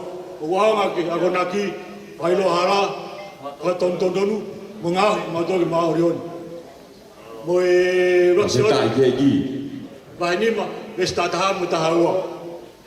Vaksione vai nima besta ta mu ta hawa. Ako ni a pambon ya o tua o fuak ka tek tau tol ai moi ta ngata ako moi ko ya o tu yo no alo ko ya ku ne ma wa alo ku ne ma wa moi ko ya wi ka te ne ma wa alo o tua o wi ka te ne ma wa moi de puno Malo ai ba di se tu mau ko le ka faita aki faita ai aki mista iyo hau Teu asido taha ua tolu fausi taha ua tolu malo puno pas pasi bagi fana wa manga foa au mawini fana uia mo oh koe whaka mokopuna ne tangatai whai kau na ulawa te tau ai temi te pas pasi mai ki kamo ki kaunanga koe ni o kai whaka mea si ai whainga e whaamiri ke turi ke whakamanato e ngahi matai koloa dai mau he kaunanga koe ko ofa Pag mau neo mo fonua muri pa mo femo e kina ka kutu pa e whaamiri ke mau ako mau loto e fola mo mea mai Ua tolu ngai sa me wesla ki toru. Ak peana lau. Ulua ki kok tau he si hawa e kai tumasiwa. Ua, okune whakatoko toau ki ngai ngoi nā maui ui. Okune tata ki au ki we wai o tafe mali. Tolu, okune whakamui hokla mali e. Okune tata ki au e we wai o tafe mali e.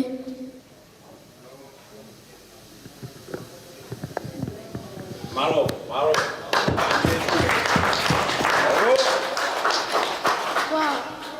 Fa, iyo ne ongo eko eva ie te lea oe malu oe mate. Heuke ia te au koha wā kao moho toko okuna whakawhima le iau. Nima, o ke teu e ke inanga anga ma aku i e au o ngai whili o ku ke panya ke kulua e lolo o ku whon ma hua ai kuipu. Ono, koe mo oni mui a te ale lei malu ofa i he aho kutoa pē o ekumu ui, pa te noho e wala se o wā lau kuanga. Kasi bai.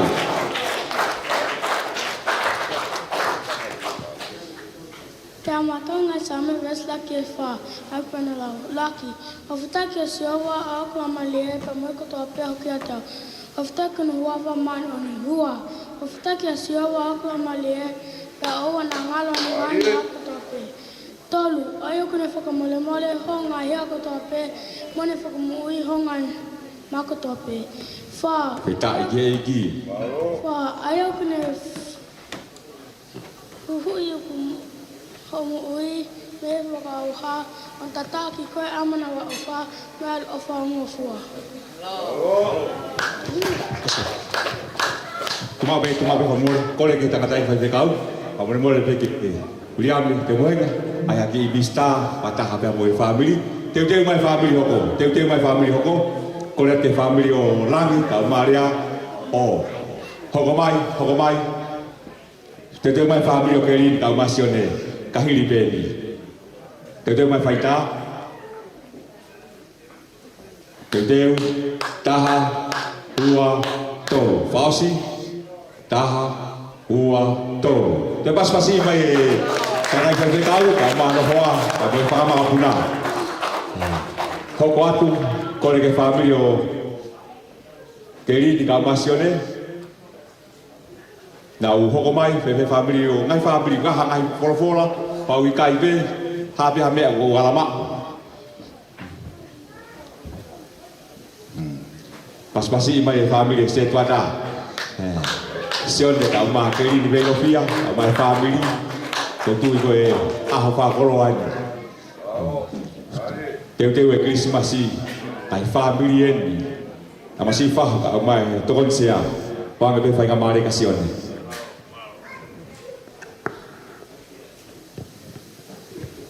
I fa do mai o lai be tau mai programa.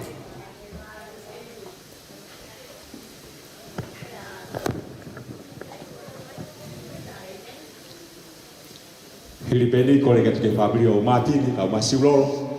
Family o Repone ka ma Susana. Un mai lo ton. Memore be ai fahu ka ma to konse sa fahu ka ma family. Ni maulawa pe mo givo i be sa lo to pe taha. Bau kau ngata ko to pe ai. Ya kahiri ko ya. Koe whakaosi koe ngahi lau wes lau loto, e toki haure wa whamaa po opo ate tau lau wes lau loto. E ku fulahi apito wes aku ke lau. Lau teu mai o lau ha wes e te au pe lahi ate au.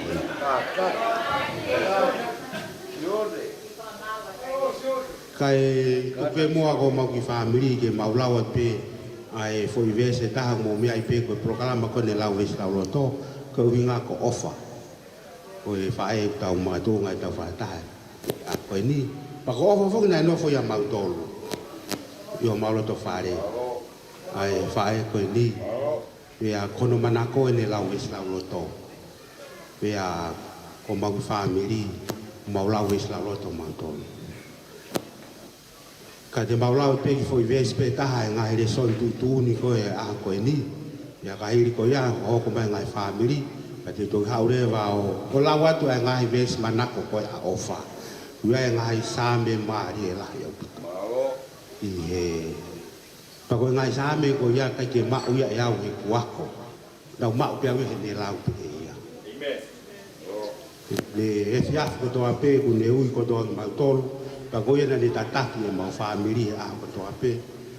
Ya ni lau lewa ni ngai bis lau loto ko ni lau pe a ko to pe pa ma loto ai pe ya e au ai ngai sa me lahi ko ni ake fa mo pe fa lo lo a te mau lau pe ai foi ves pe ko ni o ku kono ka vinga ko fa pa pau e fa mo ui ta be ya da ves tu ni a ko ni ya reazione va ni ma vesi ta ka mo ta wa lau ke reo lahi, ka pau te mou lau reo si, te tau te lau pe. Ve. Sione vai ni ma, vesta ta mo ta ua.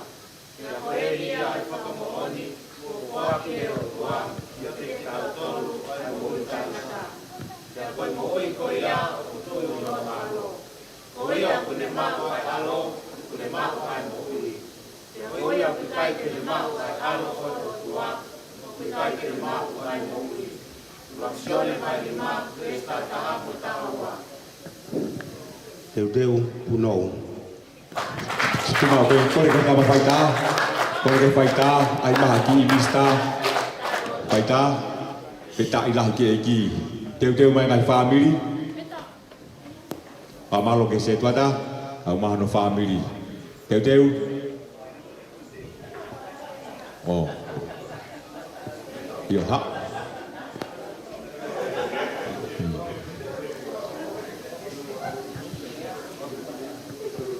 Teu mai.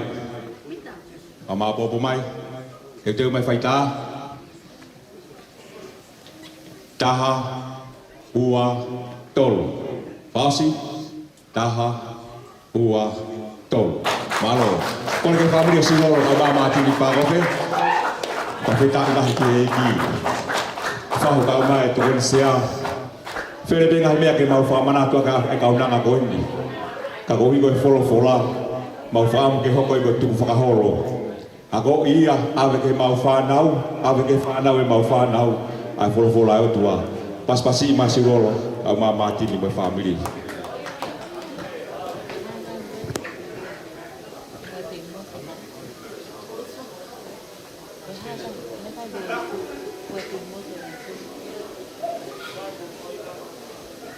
Filipeni, hoko mai whamiri o lepo, ne ka maa Susana.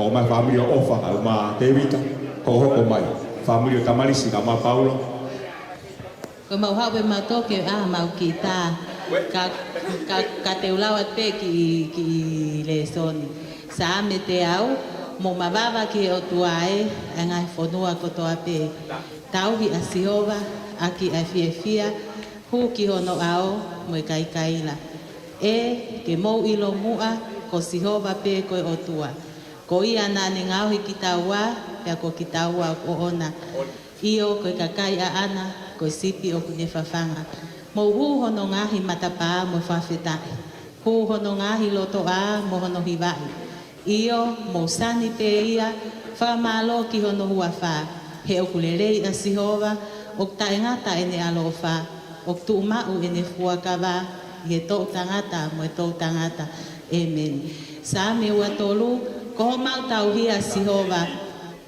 e kai te mau masiva o kune whakatokoto au he ngahi toa whalau muka o kune taki au he ngahi vai whakanonga ko hoku lau marie o kune whakafoki o kune taki au he ngahi hala o e maa oni ko hono hou hinga e io ke hono hua whape neongo e te alupe i he te rea o kumalua ki ai amate e ikai te maumana wahe ki hakovi he kokoe o ku mau whiofi. Ko sio toko pia moho akau ko mau whakawhie maari e ia.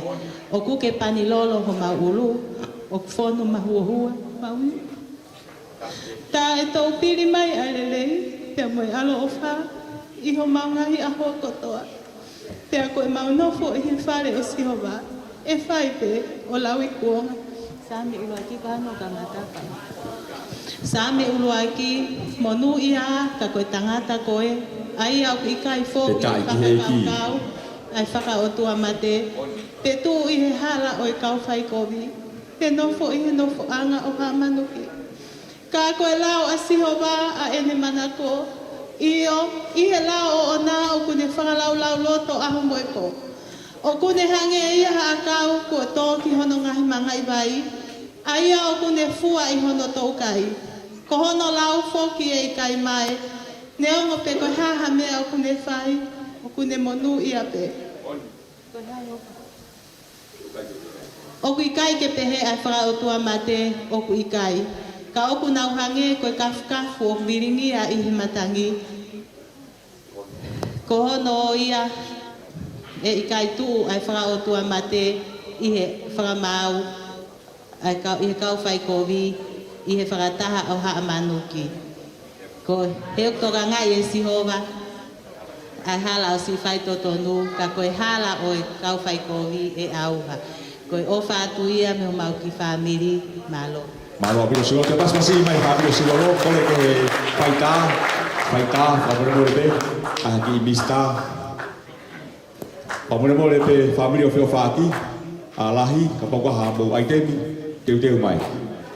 Teu taha, ua, tolu. Fausi. Taha, ua, tolu. Te paspasi mai ki family o Sirolo, ma Martin, malo si ngau, ka malo popo. Hoko atu ngai family. Iyo. Hau be family o ofa kana tare ka mate vita. Te mai family o Susana ka mare pone.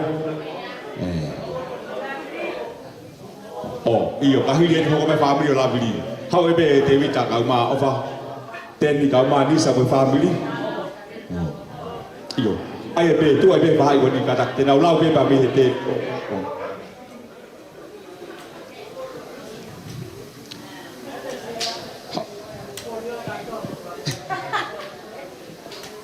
Te paspasi mai family o fakenetare ka mate vita a feta i ku ka mai ya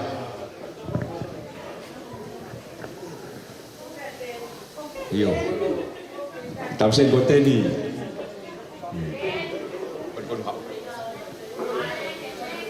ko tua me be fai ga mare ka te na tolu na fa ho kwatu te mai mai family kai pe ga ai te mi pa fa ho ko mai pe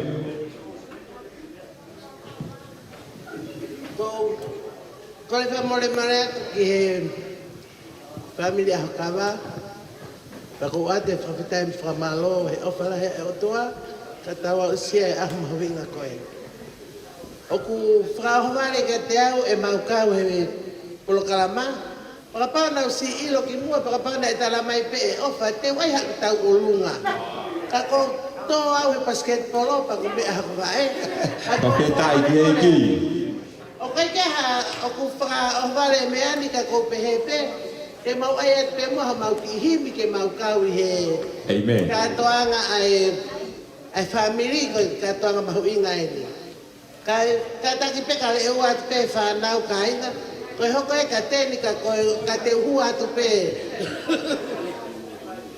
de maula wa tu pe sa me wa to lu pa ai me ki be se wa ha fa himi pe ma to ki ta to lava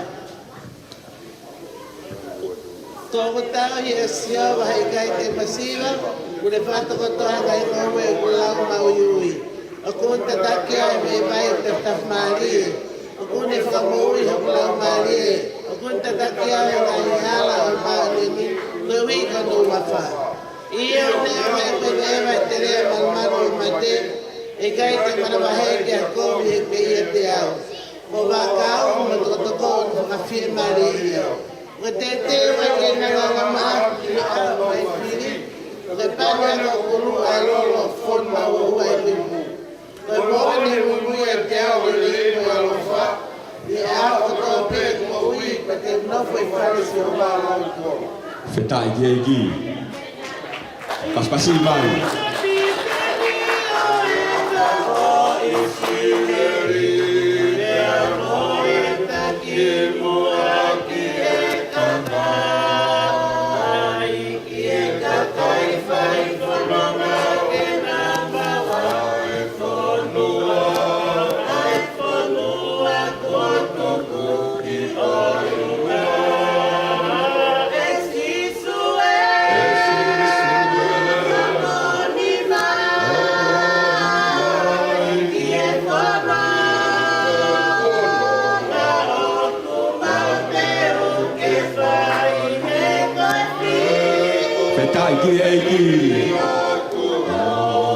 Malo hiwa, malo mafana.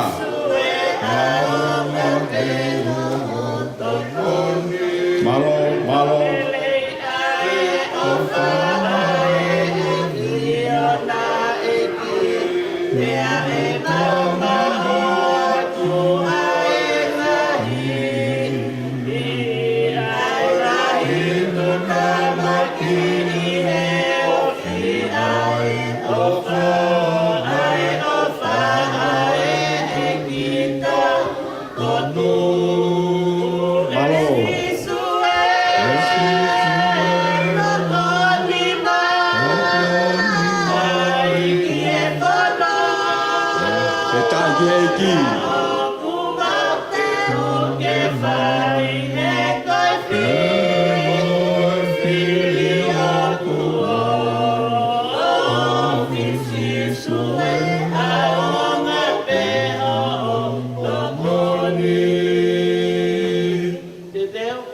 Pulau, kumau be, kau ni faita, kumau be, ibista, tedeu, taha, ua, tol, pausi, taha, ua, tol, malo apito, famalo kia Lisa, au maten, famalo kia afagantar, au mate evita pa mo family, ya family hokomai, ya family hokomai, laveri. Tau tari dah ni kolam ni fasih lagi.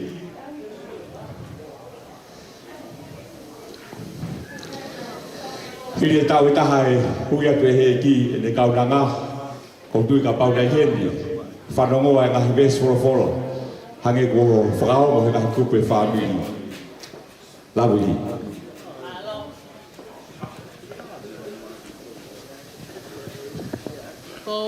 Ko re ke ho fa he. Ka ko to pe.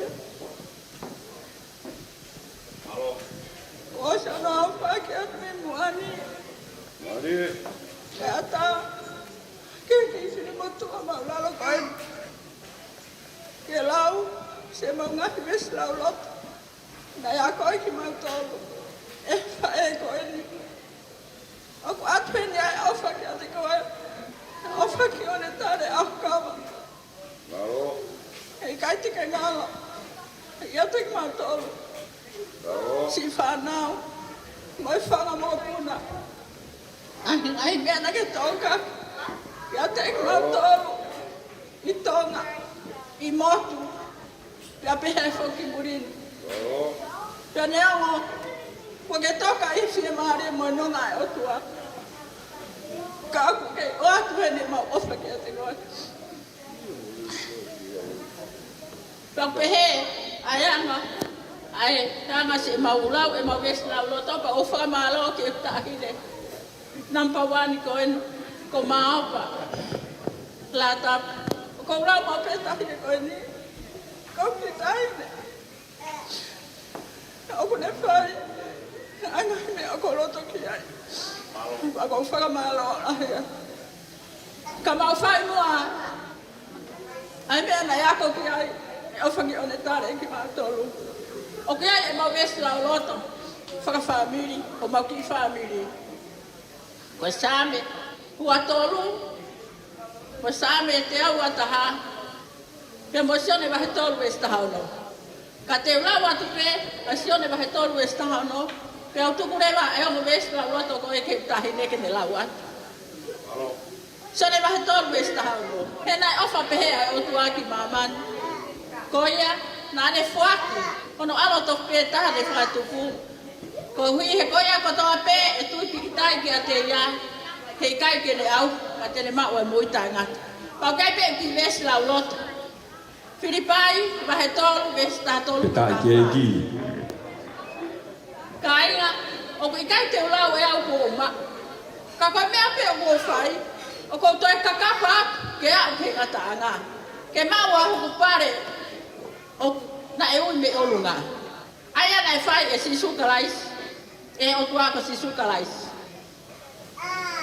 pa mo fa more pe ka pa ki fe ala ke filau o fu loa e ta si ko to ita ka ko re mo ake sa restonga ko kita masih ko ni ke pe ki ves la loto ka ko no ta hape te la te hau folo mai vai sa Este mani ko fo fola ko tu ke ko kam mo mama ke kola. Te au fu ma hi o esta mani. Ai ki sares, malo apito. Te la pe sa me wa tolu, ka fetonga ke sa me te awa taha, sa me te awa valu. Sa me wa tolu ves ulo aki ke ono ko tawi asihova e ka te masiva. Kune wha toko toa o hinga toa whalau muko muka, o kune taki au ki ngahi vai whanonga. Ko lau malie o kune whakafoki, o kune taki au ki halau e mā oni oni, ko no uhinga e ke hono hua whape. Io, neongo e te alupe i he te lea o kumaru aki ai a mate, e kai te umana wahe ki a kovi, he kokoe o kumawheohi. Ko si o toko mo a kau, o kuna whakawhia maali e ia. Ko ke teu mai i hoku ao ha te pile, ka ko hoku ngahi whili o ku si o me he. Ko ke panilolo hoku ulu, o ku whonu mahua e ku ipu. Tā e tau pili mai a lelei mo e alo o whā i hoku ngahi aho kotoa, pea ko e ku nofo i he whale o sihova, e whai pe o lau i kuong. Whetai ki e ki. Monu ia ka ko ia furi peu a pasia ka sihova o foua hono ngahi alonga. Ko pao te ke kai ai mea ko ongo si ai honi ma. Te ke monu ia pe tu umali ho mea. Ko ho wai fi te ne hange hawai ne whai fua i o loto whale. Moni. Ko ho whanau te nau hange ha ani huli o liwe takatakai o te pile. Wakai ko e nia monu ia tangata a pasia ke sihova. E ofa ke whai e sihova me i saioni ho tāpua ki. Pea ke sio ke lelei o Jerusalema i he aho kotoa o mo ui. Pea ke sio ke hao makapuna ke melino a Isileli i mua. Whetai ki e ki. Malo mapa, malo sa restonga. Ko ki ves pagaos te ulau atu, na utok manatu i halpea ni nai. Mati wahi tahaua ves di manoa. E kailonga aia, o kune whai a finangalo. O tau tamai o ku hewani, ko ia ia hok sister, ko ia hok brother and the mother. Amen. Amen. Amen. O kalahi atu, ia te koe korofakaanga, te amo, ponua ke hau. Pai whikau ponua ke hau, ki tonga sau masi, mau ofalahi atu ka te ki mōtoro. Ki tau hiwa whiwhia,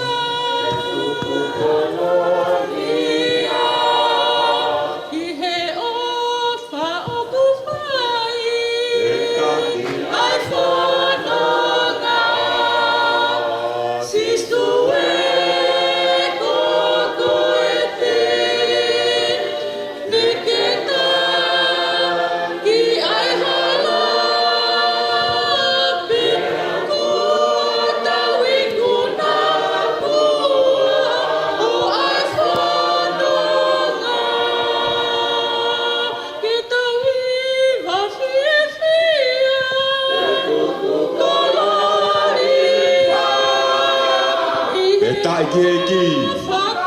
Moni.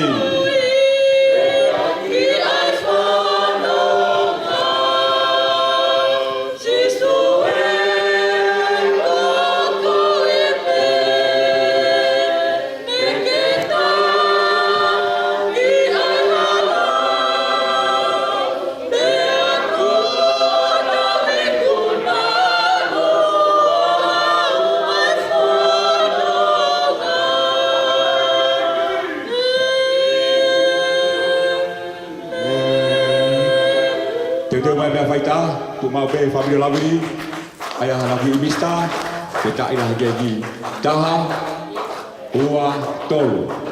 Bausi, taha, ua, tolu. Malo. Ko tui ume o se ngai whamiri la westa loto, DJ tu mai mua ki whai whasi.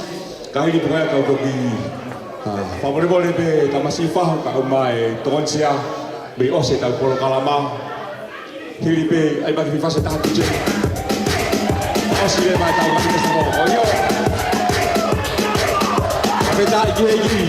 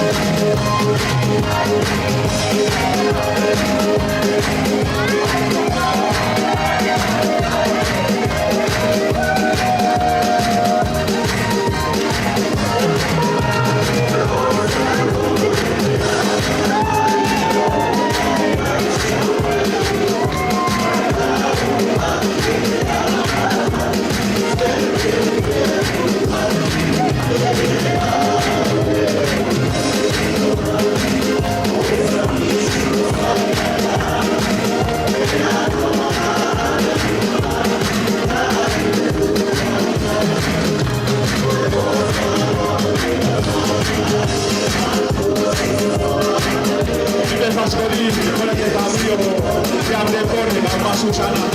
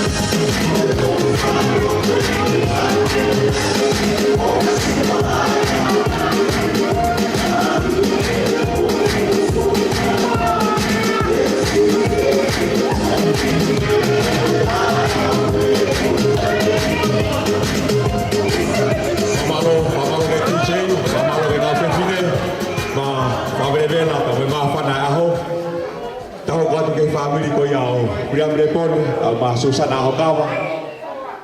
Time tau pengo ki frau tu pengo ki kato pehetua ngana si kapawata ni moto atu ki kato koya. Pamole ka ke si fetua de kamapa. Ko nga ki kato ku fufi mau apitoia. Pas-pasi mai fanau ai family o William Pone ka ma Susana. Pa feta i pomoala ka ma ko family ko ni. Kahiri pegoni jaha kai family hoko mai family o Paula o ma Tamaris pa so se te kahi same koni ko koni iyo pas-pasi ma moala ma William Pone Susana na family ni pa fonga Patulot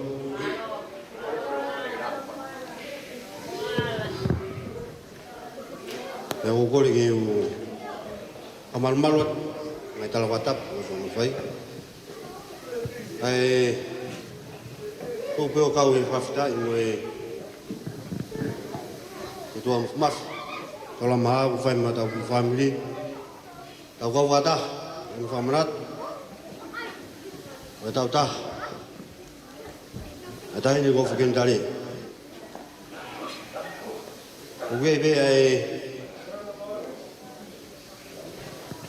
family gon e maulawat be ki ves la loto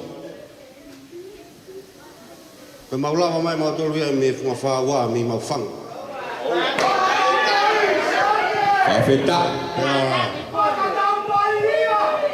pe ya ha ma me atu ma tolu fa i ma fang ko e la fola ta amen iyo tohu matolu aku tahu lunga kore ni ge wa fanga my love kini lawat pia ki ves na loto o ka iria ore DJ ke ne to tai mai first tau lunga tai tau lunga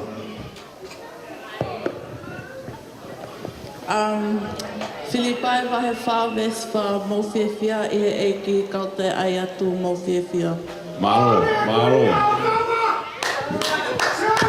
Keiki. Ko whiawhia pe koe ni. Ko hiko whanonga ka re pone. Ko hala tuku tonga. Amen. Tako toi ha. Le pone te te ke number one forever. Aua. Amen. Aua. Kai ke tupe mo ke. Hange ko lau ke. Le ko ha, alwa ka fai nau tu yau. Tu yau wa yau. Mari. Te lau pe ki ves lau loto. Oi. Ko ki ves lau loto ko fia ke lau atu. Pidi vai vai tol ves wanoa o ku va ve alwa tu. Puka ke mau ai me ke mau. Te ria na to ho kalau ni e hatate. Rak te solo nai ka wahe nima.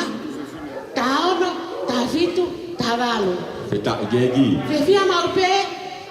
Lotu tai tuku. Fa fetai he mea kotoa pe. He koe tutu nia. Asi hoka, ai otua. Ia, sisu kalaisi. Te kalaisi sisu.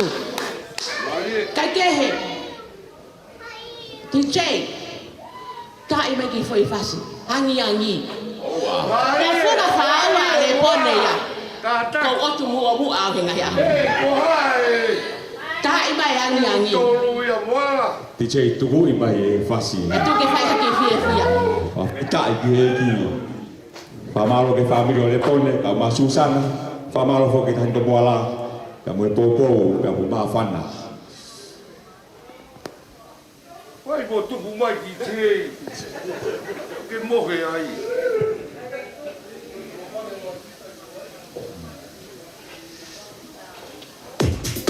Yo, namu ka koto ape. Owa. Yo.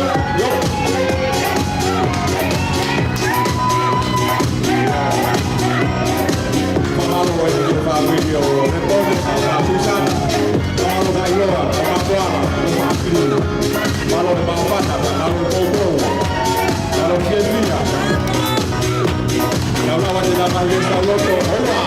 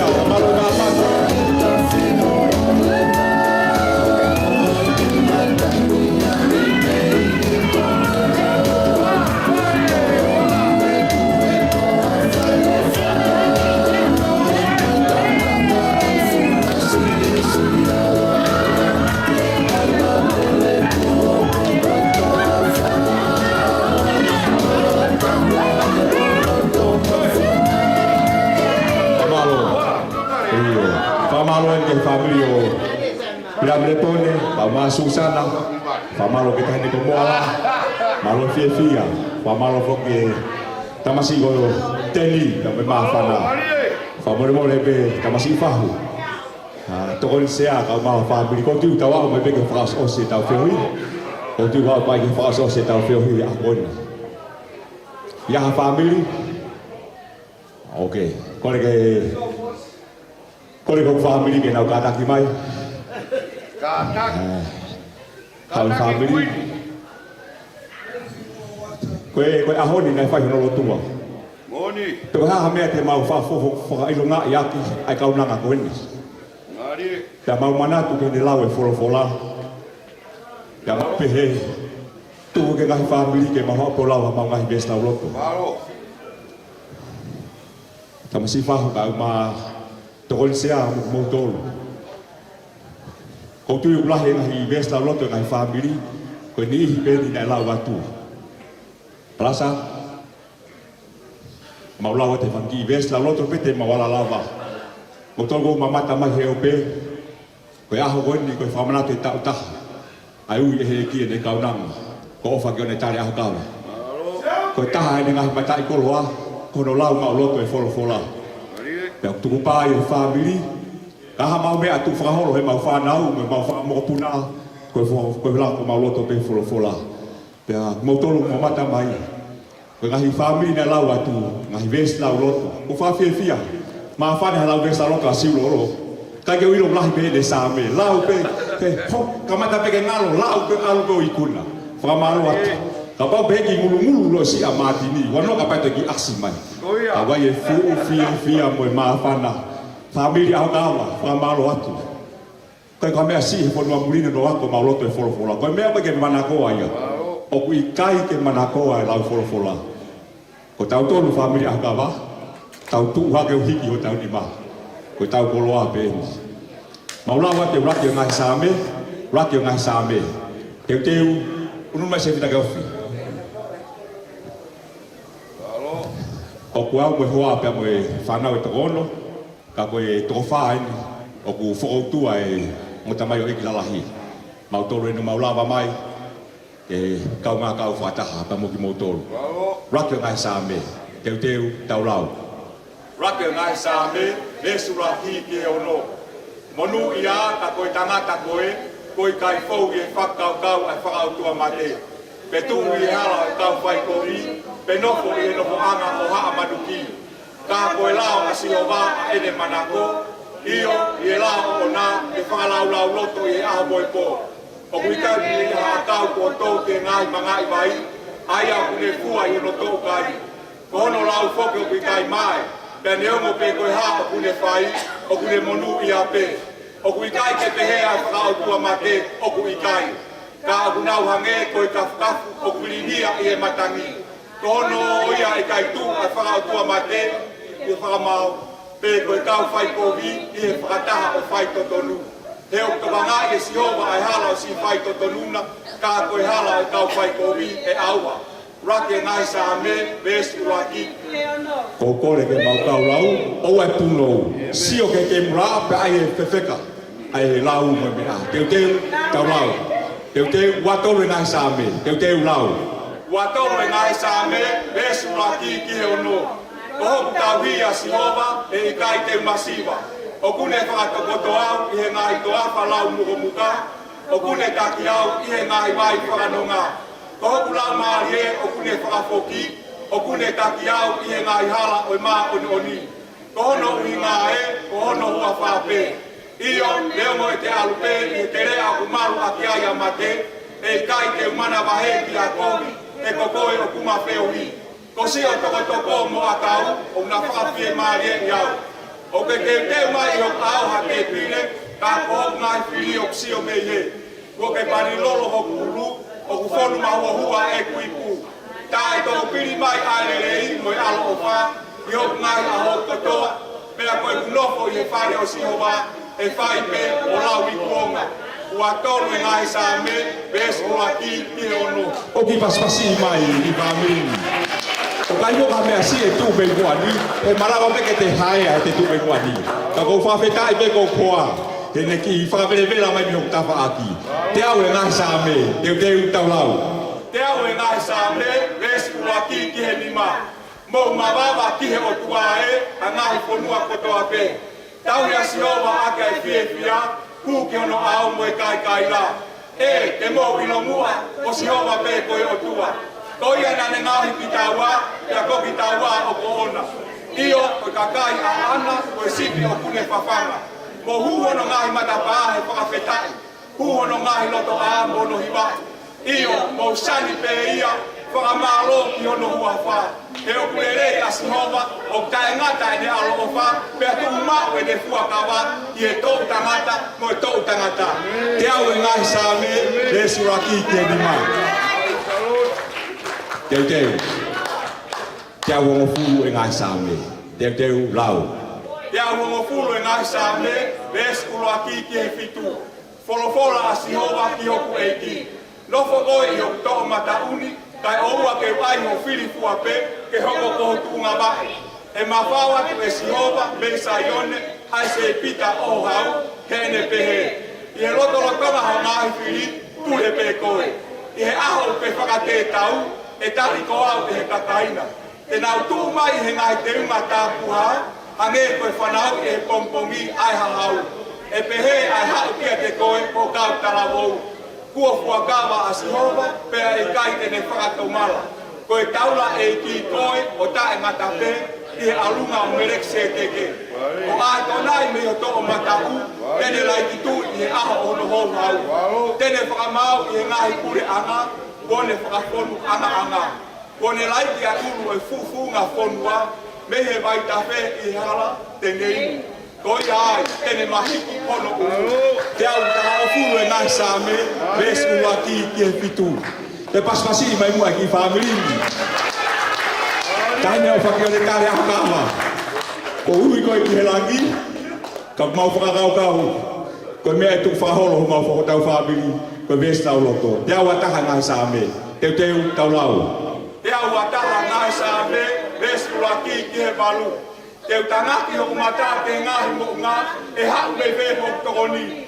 Ko hoku tokoni o kumea Sihova, ai ane ngahu e langi mō māmani. Seuke, e kai tene tuku hova e ke ngaue. Ko ia au tauhi koe, e kai tene mohe. Wakai koe tauhi o Israeli, e kai ke tūre, pe tokoto ke mohe. Ko Sihova e ho tauhi o ou, ko Sihova e me ho toko mata u ko whakamalu malu. E kai tai koe e la a aho, pe koe mahi nā i he pō. E tau i koe e Sihova me ko furipe, io e ne tau i o lau marie. E tau i o where mo whako e Sihova, me he tai mini o lau i kuonga. Te au ataha ngai sa me, vesi kuraki ki e malo. Te au atolu, ka mole pe te au atolu e ngai sa me, teu tau lau. Te au atolu e ngai sa me, vesi kuraki ki e whaa. O kua utangaki o kumataki e afio na, a koe o afio i langina. Wakai, hange uhanga ai mata o tau tamai o eiki, ke nima o nau eiki. Moe mata e tau nanga, ke nima o no fine eiki. Pehe ai hanga o tau mata ke a Sihova o tau o tuanu, kai oua kene o whamai. O whamai eiki o whamai, e ku mākona e manuki. O ku mākona whau mau lau maarie, i he luma ai kakai nofo fie maarie. Ai manuki ai tau fie eiki pe. Te au atolu e ngai sa me, ves uaki ki he wha. Te au anima, whamure more pe. Te au anima, whamure more. Lau. Te au anima e ngai sa me, ves uaki ki he nima. O kou tangaku. O ki nau tolo whalala ki a Sihova, o nau hange ko mo unga Saione e ne tae mauea, ka aku nofo pe o tae ngata. Hange ko Jerusalema o tagai e ngahi mo unga, pehe o tagai o kagai e Sihova, pehe tai mini o tae ngata. E kai nofo ai pe a se pita o whai kovi, e tofia o haa maa oni oni. Na hanga o haa maa oni oni, o mawhawa ke ala ki he kovi. Whai merei e kakai merei e Sihova, pia kia teki nau tolo o loto toto nua. Ka koki nau tolo piko i ho nau ngahi alunga, e kouna ki nau tolo e Sihova, e nau omo i tau whaikara, ke merino a Israeli mua. Te awa ni mai ngai sa me, ves ulaki ki e ni ma. Te awa fitu e tau. Te awa fitu e ngai sa me, ves ulaki ki e ni ma. Kai langa e sinova ai whare, koe o mosia ai kaulanga, koe kula noa pe. Kai le ohi e sinova ai kolo, o ku ahi ku ngā pe ai tangata le o. Koe kula noa ho mo ahengi hengi, ho mo mohe tuai, ho mo kai ai maa o e mosia, he kune whaata tau pe ki ono ofa ana, kai mohe pe ia. Wakai koe whanau, koe nasi mea sinova, koe totongi o kune omi, koe fua he manawa. Hangeha ngahi ngahau i atonga. Pehe ai ngahi foha une mau kei talavou kita. Monu i aka koe toa o whonu ai i neho whakahauna. E kai maa ai whahinga ko ia o ka nau kārea ko nau ngahi whiri i he matapā. Te au wa fitu e ngahi sa me, ves kurua ki he nima. Me osi, whawheta i ngahi ki e ki. Me osi, te au tolu e ngahi sa me, te au tolu, te lau. Te au tolu e ngahi sa me, ves kurua ki he tolu. Wakai hono i kai lere, pe hono i kai sai, ke no lofo hata ainga o whakataha foki. O kane koe lolo lere, na eringi ki he ulu, na eringi ke kama o ero ne. Na hiko ke koto o nuko, mange koe hahau o hea moni. Na hiko ke ngahi mounga o sai o ne, e koe potu ia ni tau ua pia e sioma o no tau koe kina, koe mo ui o tae ngata. Te au kou tolu e ngahi sa me, ves ua ki e tolu. Te au kou paa.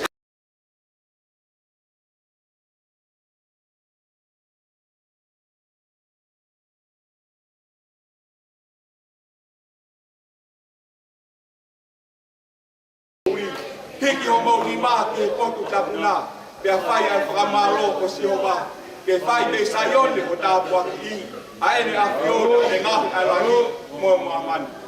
Te au tōru whae ngahi sāme, les uraki ki he tōru, te au ni manoa, te au whaosa ke ngahi sāme, te au ni manoa, teu ke tue, teu lau. Te au ni manoa ngahi sāme, les uraki ki he ono, hallelujah. Whai ai whakamalo o ela i hono a whio angatapu, whai hono whakamalo i ata o no hāangamu. Whai hono whakamalo o ui koe ne whai kaua, whai hono whakamalo o tāu mo lahi o ene fotuna. Whai hono whakamalo ake a reo talupite, whai hono whakamalo ake a here filo haape, whai hono whakamalo ake a nafa whangomo moi haka, whai hono whakamalo ake a mini moi mimiha. Whai hono whakamalo aka e simpare pakihi, whai hono whakamalo aka e simpare tatangi. I longa ha roka o manawa, ke ne whai ai whakamalo o ia, hallelujah. Tue! Ke mra, ai ha mapilai tāmua ke mra, pa mo e pe. A whio e ki, kai ka mau whiha. Paulo to lahi pehe kaunanga koe o whakione tāre aho kawa. Ko mea ne tuku mai, koe lau bebe staulo tō. Tamasi whahu, tokon sea. Honga ia mone ki whamiri koe ni. Keu teu, taha,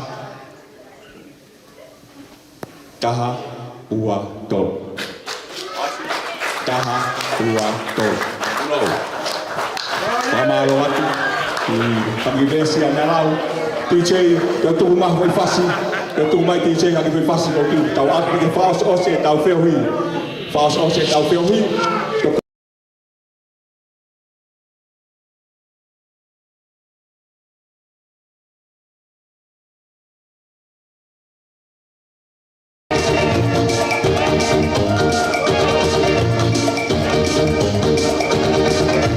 Hey, hey, hey.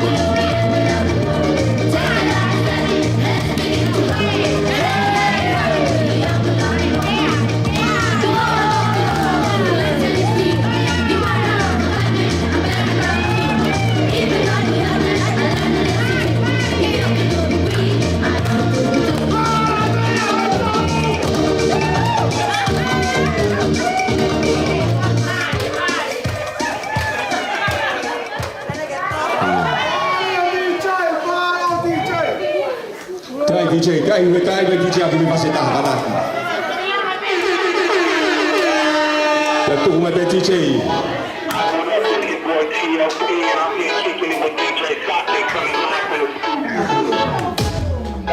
Yo. Look at that body. Look at that body. Look at that body.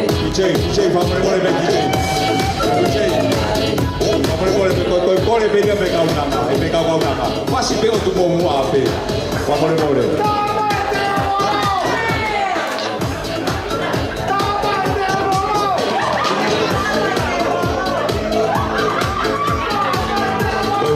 Christmas ben een familie. Via Christmas ben een familie.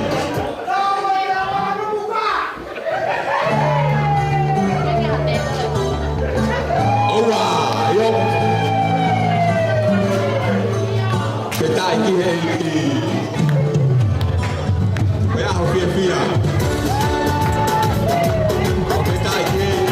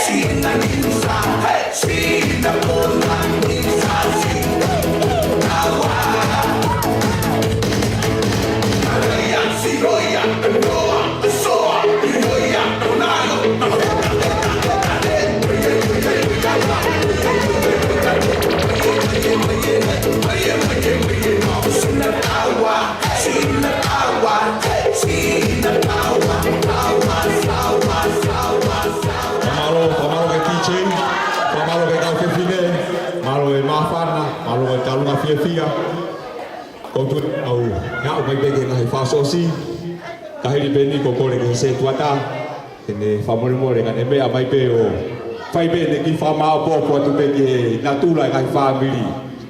Ka hiri pe ko ia, DJ ai mahui whase taha, kore ke he tōni sea, kene toki whamao pōpua tau whiohi aho. Patoki hoka tai pe maa whanaia, ka koe se tuata hani, e kātaki mai.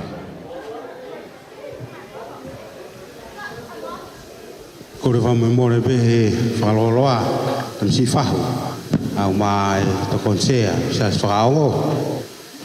Kai ombe moa ki whainga maari e, ke whai pia talanoa ko hui ko tau polokalama maui ngā a koe ni e tau lau wes lau loto. Ki mua pia whai ha lawe atu ki he tau lau wes lau loto maui ngā upito. Maui ngā pito ai wholofola. Ake pe koe whakatau kei nei whai e he MC. Ka pāna kai wholofola e kai kia ha mea ei māmani. Koe whoi wholofola pe koe e o tua tu o e mea kotoa pe. Iak maui ngā, koe tau ihe ni e tau tolu, koe wholofola o matu ngai tau ihe ni a koe ni. Pe a teke whaalawe ki he veslau loto, wai ki mea ia kou tokanga ki ai. I a koe ni pe a ko hiri koe whaho haafi ngā wak pa moe tau ngahi ai temi koni koe nai whaho ko e te utoi kore pe ke MC ke ta i mafu i fasi ka i ki whainga maari e koe ni whamore more pe ai tamasi whahu ka ma ai tokonsea tanda i whaiwhekau.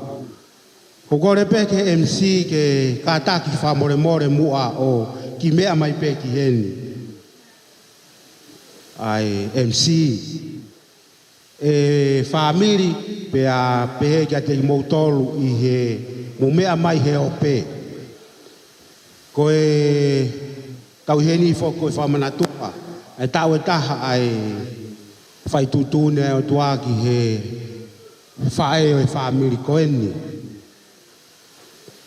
Kotoa e, mi kotoa e whamiri tau i heni, ko e tupu kotoa pe me whae toko taha koe ni. Pea koe taha eni, ai whanau tama ai whae koe ni, ai MC koe ni.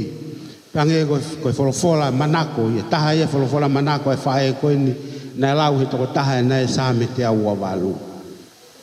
Pe he vesi, ua e ko whanau he hange ani i oriwe takatakai i ho te pire. Pehe ai utau heni pamoe MC koen. Koe wike ua, uke tolu ko hiri, ne maua no toke taha.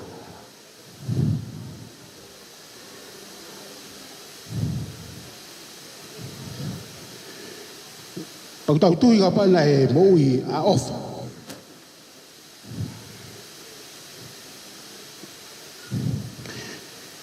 Kaki tau iro pe fe hano loto.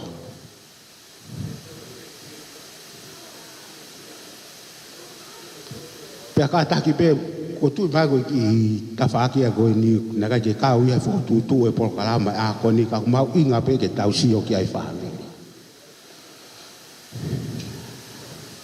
Pau kai koe toke tā tohi tapu. Koe whai whekau a MC a Paula. Kana mau toke tā i he ekatemika. Pau tui koe ke loto a Paula ia ke whahoko ato e a koe ni. Ka mau inga ke sio ki ai whamiri. Ko hui koe mau inga o e whae koe ni. Hange koe wholofola na e lau he toka tahani nei. Ko whanau hange ani hui o riwe takatakai i ho te pire. Ko taha ia ni sāme mana koe te au o furumāmalu. Pea neongo ku te ke tau au tau tolu ke tau kātoa ngai ai toke tā o e tō taha koe ni. Ka koe mautala monu pe ia Paula kia te koe. I he whamanatua e whae koe ni. Tau e taha. Ai ui ai o tua e whae koe ni. Ke hoko hasi pinga. Ke whamiri. Ko hinga e kulawe pe ko hui ko ofa na nofo i o kuloto whare.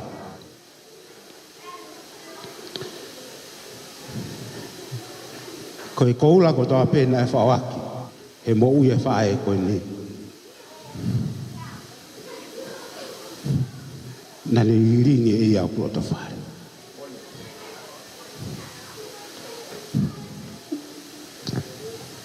Tala mai o hoa kau. Sione o ku ome ai ves la roto tutu ni ke lau i he whamanatu o wha. Pantala mai ka te au alo lau ke ba umai tau se ni te kuriai hono pare. O si ilo pe e ia. O hiki mai ves la roto e te au ke lau he aha koe ni. Ka ko hinga ko tau taimi. He kune ilo pe ia e mana koe mea koe lau ba uloto e folofola. Tamai alo lau ke ma umai tau se ni te. Pea kai ke ure au ia. O fiofi koe ke whai koe e ka atoanga a koe ni te talama ea. Alo lau ko tangi. Ka pau te lau e au. Te ufuaki a senete. Tamai oua. O mai maa ko me aufa Krismasi. Ko talangi ko koa. Tau e wafa e tanofo mari, tanofo whamiri. Te ke whanau mai ko tātua koe ke ai mai haku present Christmas. Koe ano hinga i wa mai Christmas.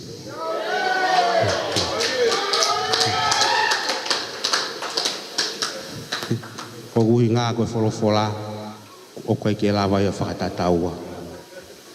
Ai wholofola. Pei e a koe ni, koe hiri koe ni osi te ulawa te ai whamore more pe whaloloa. Aku mau inga e aho. Koe ni alo e aho ni, koe ni osi ana ia. Te ulawa tu ai same manako koe a ofa. Ulau ia e ofa e aho koe toa pe mbau whakawhamiri. Koe ni hoko pe fitu kaila ofa ke whanau. Taha katoa mai tangutu. Pa koe ne tutu ni koe ka mau tolo e mau loto whamiri. Pa koe ke lau e koe ho vesi lau loto. He taimi ko toa pe. Pa ne lau rewa e ia ia ne ngahi vesi lau loto. Lau e ia ha vesi lau loto e nima pe ono. Pe au si koe ne lau vesi lau loto ko mau mios mai to he mohe. Ka koe mau inga ki ai. Ai mea koe wholofola. Pa mure more pe MC.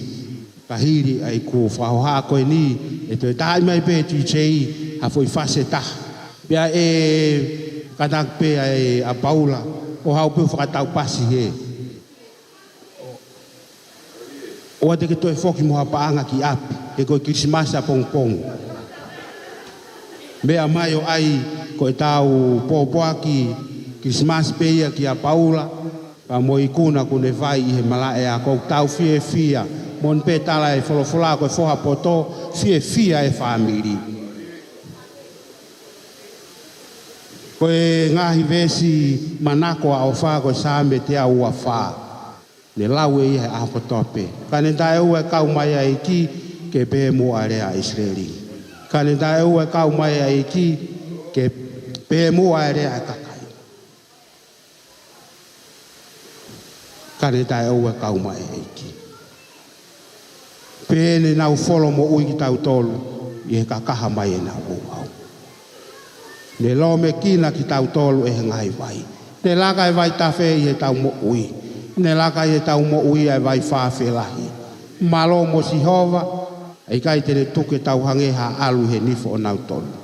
O hao mai ho tau lau maari e hange ha manu puna, me here ai tuli manu. E ko mau mau a here ia, kai hao mai ki tau tolu. Ko tau toko ni o kumea si hova, ai ane ne ngahui ai langi, pia moe whanua.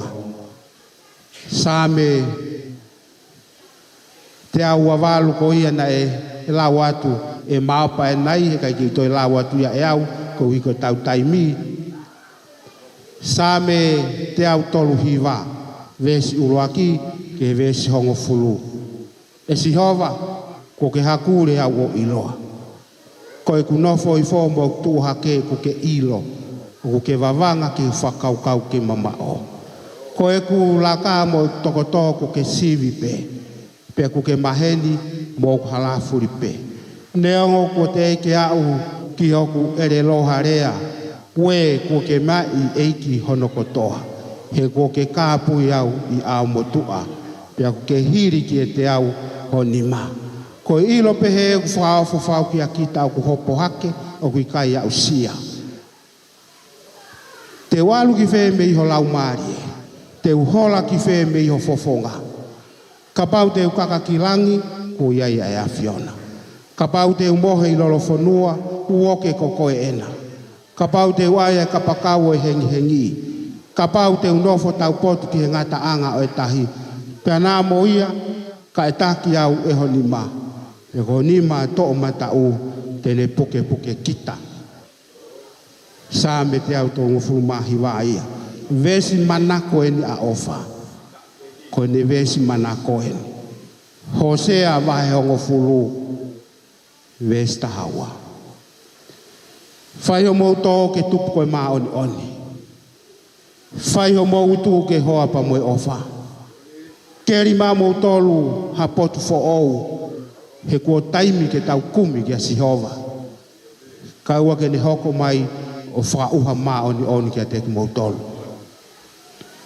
Ko ngahi vesi manako ia o whamiri. Mea utotonu ki tau manako ai e wholofola. Te ulawa te mo hau ki vesi pe ua, ko e pōpoa Christmas ki a te mou tōlu. Ia mo e whamalo ko hi koe koe ni. Ngai monu ia hiva, malanga si suhe mo unga. Ma tiu vai ni maa vesi tōlu ke tātaha. Monu ia ka ko kinau tolu wongo I masiva o nau lau marie. Ia ku nau tolu e pureanga o hewani. Monu ia ka ko kinau tolu whakamamahi e whakawhie marie a kinau tolu. Monu ia ka ko kinau tolu whakataki e tōmo kinau tolu ai whanua. Monu ia ka ko kinau tolu fie kai mo fie inu ki e maa oni he whakamakona kinau tolu. Monu ia ka ko kinau tolu o kumanawa o wha he whai manawa ofa ke te kinau tolu. Monu ia ka ko kinau tolu o ku loto maa he te nau mamata ki he o tua. Monu ia ka ko kinau tolu o whatuk meri no he ui kinau tolu ke ngai foha e o tua. Monu ia ka ko kinau tolu o ku whakatanga I ko hiko I whailerei he o ko nau tolu e pureanga o he wani. Monu ia ka ko kinau tolu o ku manukia mo whakatanga molohi e kina I he kovi kehe kou hi ko au. Monu ia ia hiva, malanga si suhe mo unga. He loto maulalo, fripai wahe ua, vesi tolu ki he walu. O ua e wheinga ki ha mea koe whakawheka ke I pe koe fie o ngongoa. Ka i o mauloto tahi ki mo taktaha lawo kune rei hake, aho no ka I ngā ia te ia. Pe aona taktaha tokanga ki he mea ana pe, ke he mea e kakai ke he foki. Iyo, ke ia te mo tolu a loto pehe aia na ia kalaisi su foki. Aia neongo ne afio I he anga oi o tua. Kana kai te ne lawe ni tatau mo o tua ko ha mea ki haki puke ki ai. Kana ane whakamasive si vai e ia.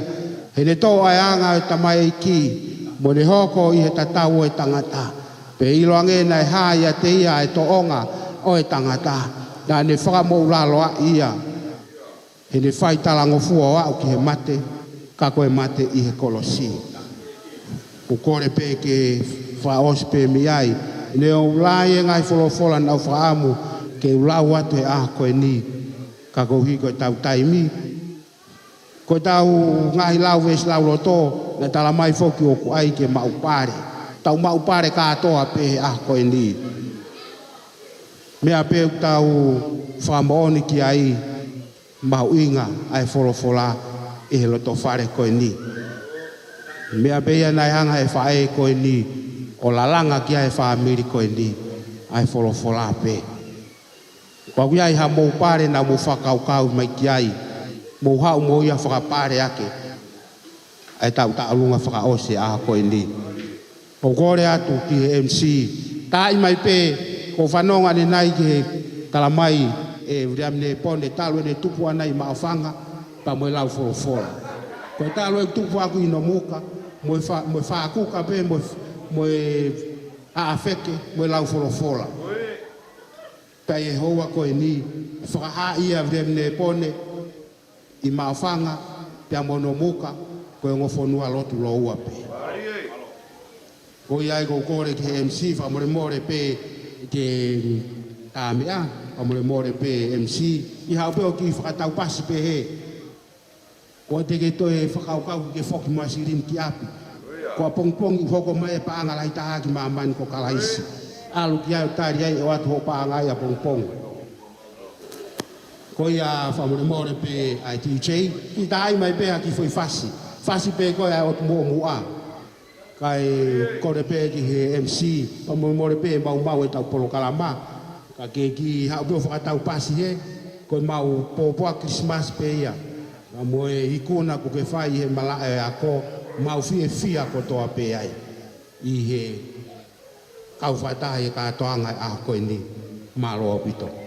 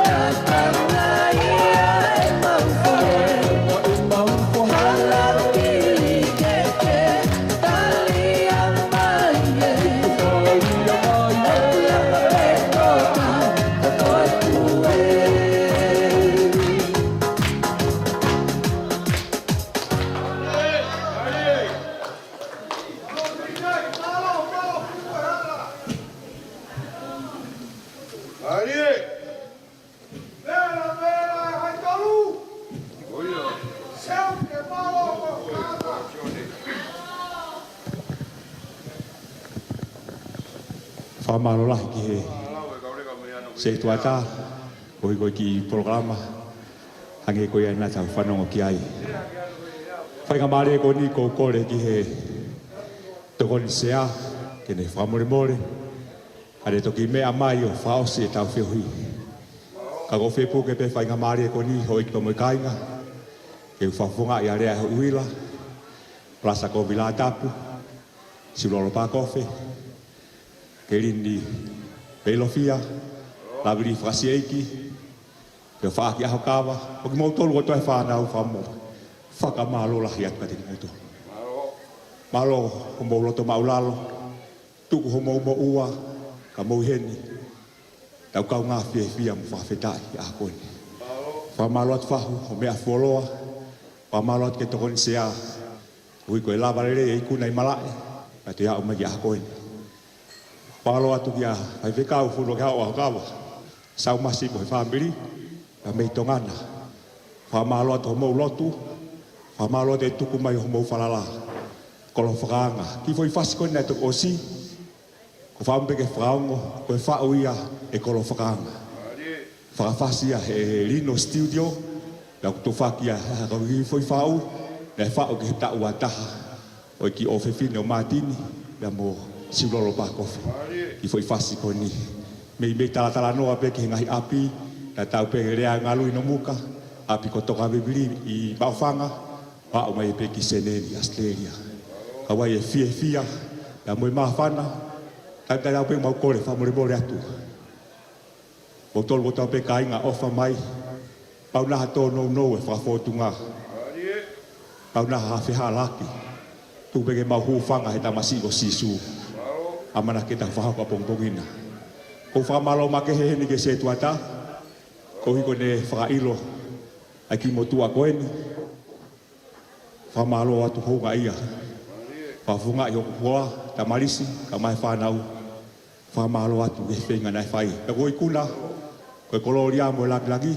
o ave pe kita masih ko sisu ko yai ton sea fa mo pe ka ke me amai fa ma opo fa mo halop keres e ta feo yo fai hiri pe ko ya pata to ko to pe ma fa na malo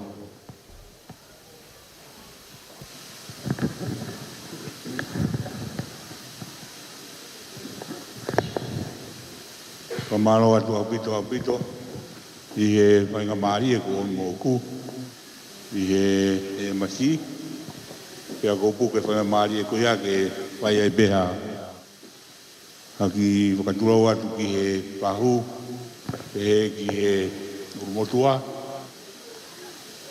he hoki ki he tongo pai whekau ku mea i mua he se tuata pia moe kāinga no kātoa koe ko mea sisi e ahoni ahono whakamanatua ai ngā uelelei o mou ikuna pia moe manatu ko mou whai ko uhi ko mou whae ko ni oku whakawhiawhia pia ko ki besi lauloto e whai aki peia ki rea nou pe pai whakaosi rewa tau i e whilipai wahe uraki pia koe vesi peia honono ai au pehea he apostolo ko Paula. Koe meani foki o kou mātua ki tui ki ai. Ko ia nane kamata ha ngā uelelei o mūloto tēne whakahau e ai peki mūtolu e au ki e aho hoko mai a kalaisi. Ko lea mahu inga au pito nei whai he apostolo nei kei lalame pehono loto ai ngā ue nei whai he eiki ke ne mo ui. I halak Damaskusi na taia e gia ai apostolo ko ni ko pa ko Saula pe ni riwai ene mo ui e kai to ko Saula kai ko Paula o hoko ko e pa ko fonga ia o kalais wa o ki nga tanga ne mo ui pe ko taia ni rea o kutui au pitoki ai pe au falala au pitoki ai ki ka kai pe he ina ne mau nga hiongo me kai ngaloto Filipai i he tau hi o si ko e pala taito ai nga urere kuna fai no fo prisone a Paula ka kuna fai pe nga ka ko nga ile ai fai Kau ka manatu ki o mo ngā ue, o ku kou whakawhetai. Whakatu fia, pia tokoni ia ka te kumutolu, i e tau i o lotu. Kai ke he koe ke a whakamāpo koe te whai au, i he ngā ue kumu whai. Kou tui pe kumahi no i pe, a ngai koroa ko toa pe ku tō mai mea kumutolu, ngā ue le lei ko whai he whiwhine koe ni, pia o tau whawhetai ai. Ngumore a koloa ia. Ka ku ke yongona ano reo. Ange ko rea nai whai he whai pe kau koe ni ko mo tau. O ku ke yongona i lama. A leo ko ia. Pea koe ahoni. Ku tau tō ai ano maka. Koutu i ko mea ia ke tau manatu ki ai. I ngahi ngā uelelei. Ange ko ia ko mu whai he ahori. Lau ngai wesi lau loto nai loto ki ai. Whai e ngai ngā ue nai ni loto ke whai. Pea ku mou turi fua ki ai. Kono mo oni ia. O e tau ngā ue whai he lotu. Ia pehe ki e whamiri. Ono ola ai. E mo puna. Ia Paula. Une au si ai. Ai tūnga maalunga o e lotu. Koe whai te kau. Pea koe tōku tāu. Tau whanong kia he aho koe ni. Ko whamore more atu. Oe, i motua koe ni koe motua tua pei. Koe toko ni se tua tau, ngaro hala pe mau ai. Ai masi, ko sione u se tua ta, i e mau ki pai ngalotu, na e lotu ai a ofa. Ia kua pe u toko ni ka sione. Ko ia koe ki tūnga pe iau mo e ngari mao lunga ai. Ai tūnga ku ia ia hoi ahoni. Ka koe anga ia e mau ngā ue o kuhe. Pea ku whamore more atu. Nā pehe kou tō e au ha lang. Papapalahi atu ki whahu. Pea kia mo ke tau. Pea mo William. Mo tol ko tope i lo sparen ko tui ko e ngā ue le ia mo fai fa ma bobo ke ngā ue nei fai o fa tau ia ke mo ngā lo fare ai lau e vesi lau loto i a ko tope o fala ia ka ti mo tol tawanga pe mo e ki ke ne wan ke mo mau a Christmas fia mo tau fo mo no ia i to ngā tau ko ni Por et be ke tau lotu mua ke whakausia ke tau kātoanga hea honi. Mo hiwa mai pe ki vese taha. Tono nge au, tolunga fulu e himi. Vesi ua ki pe, aha ke ka inga mo whakawhitai. Tau whakamaro, mana ne pai, pe te rihema he konga mua, pai hoko tangata ao tau otua. Whakawhitai. Koe pehe ke tau noa. Wa maro he ofa e tua. Toko alangi mo na masani. Kai hau ke hui ai hia mamai.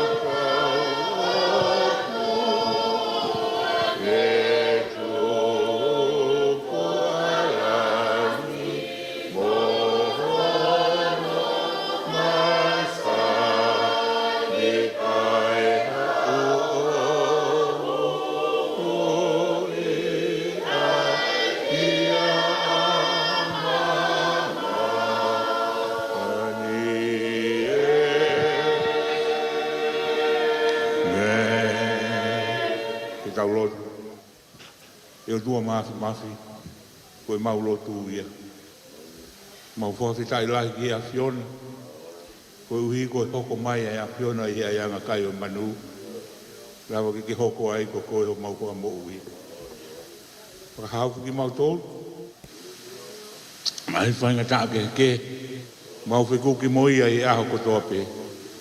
Whakahauku ki mau tōru me ngai whiri o tuu ke kāmate mau ngai mo ui. Ia ku mau whakaampe o tua ki a Fiona o hange koe. Oro fora ko mau whanongoa he ahoni.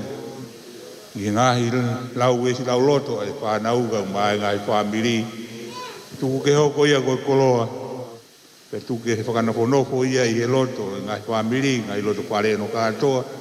Kau maa ki mau toluni ko toa ku mea hi loto whareno. Tuku ke mau inasi ai. Pe ke hoko ai poro fora ia Fiona. Pe moho aho alo i he aho pongpongina. Ko whakoloa i ko mau ngai loto whare ke mau mo ui ai. E ki rei mau oa ki atu kotoa pe ki mau toru he aho koen. Whai pe me langina hano tau hui pe mono tataki. Ke mau iku ai ia aho Krismasi te lei he aho a pongpongina. Mau lotu mo kore kotoa pe ngai meani. Ke resi pe o tau eki ko Sisu Klaisi. O whalahi ai o tua ko tamai. Pe o mo lau maari e maa o ni. Ia te ki tau toru kotoa pe ia o tae ngata. Amen. Malo.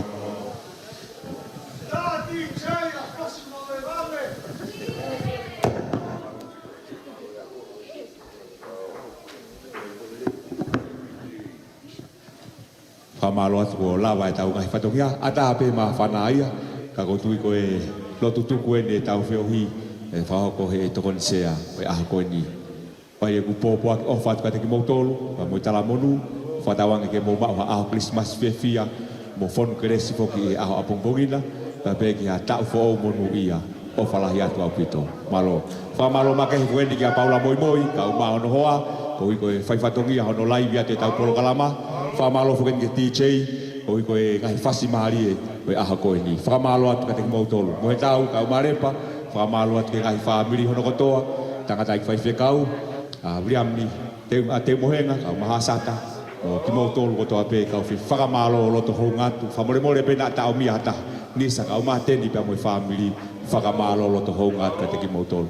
O whalahi atu he hua whakalaisi. Malo apito. Look at that body. Up, up, up. Look at that body. Up, up, up. Look at that body. Up, up, up. Look at that body. Up. Look at that body. Look at that body. Look at that body. Look at that body. Look at that body. Look at that body. Look at that body.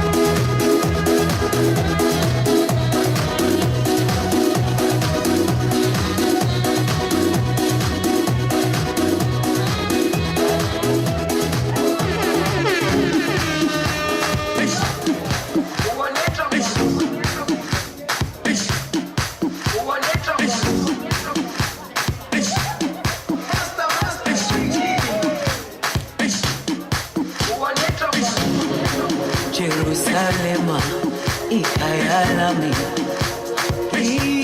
ilondoloze uhambe nami zungangishilana Jerusalema ikhaya lami ilondoloze uhambe nami zungangishilana dawo yami ayikulana buso wami awukulana ilondoloze zuhambe nami dawo yami ayikulana buso wami awukulana ilondoloze zuhambe nami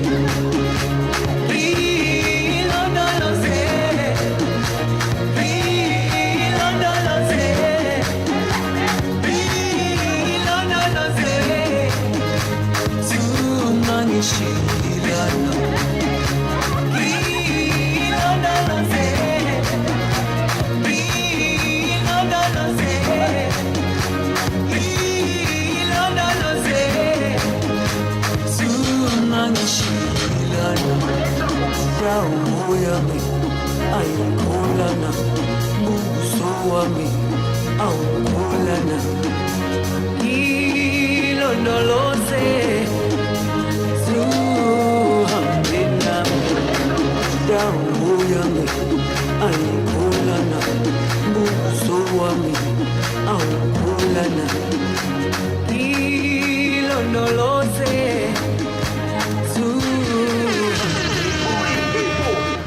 Everybody in this room to get real loud. With that being said, let's start the countdown.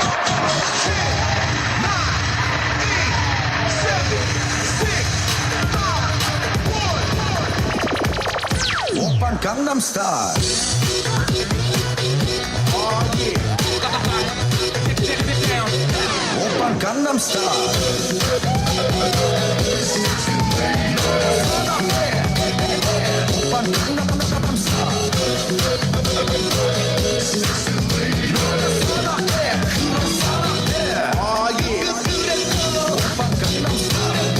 Oppan Gangnam Style. Oppan Gangnam Style.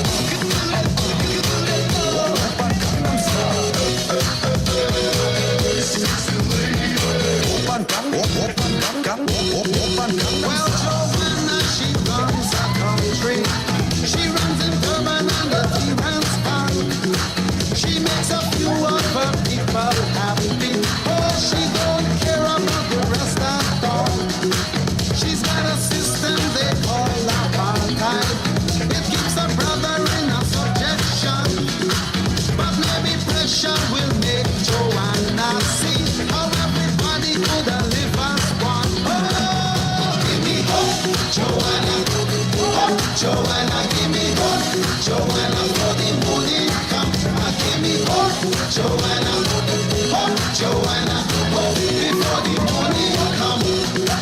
I hear she makes all the golden money to buy new weapons in the shape of guns. While every mother in a black Soweto fears the killing of another son, sneaking across all the neighbors' borders. Now and again having little fun. She doesn't care if the fun and game she play is dangerous to everyone. Oh, give me hope, Joanna, give me hope.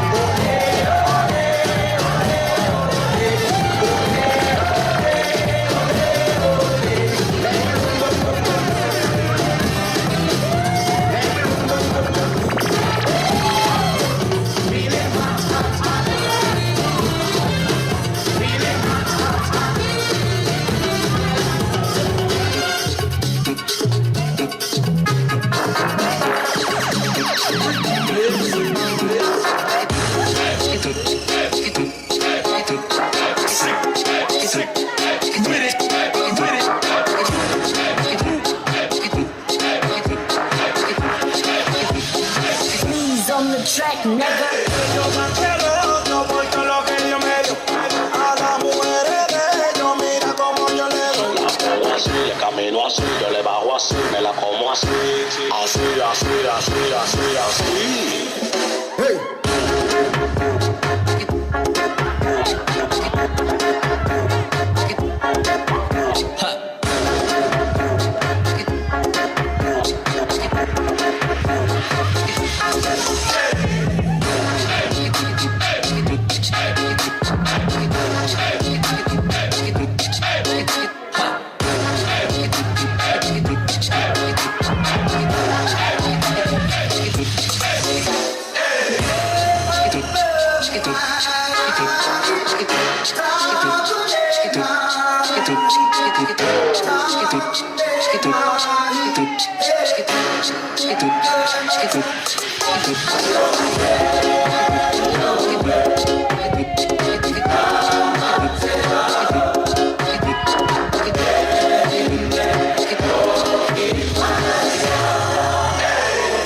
He's on the track.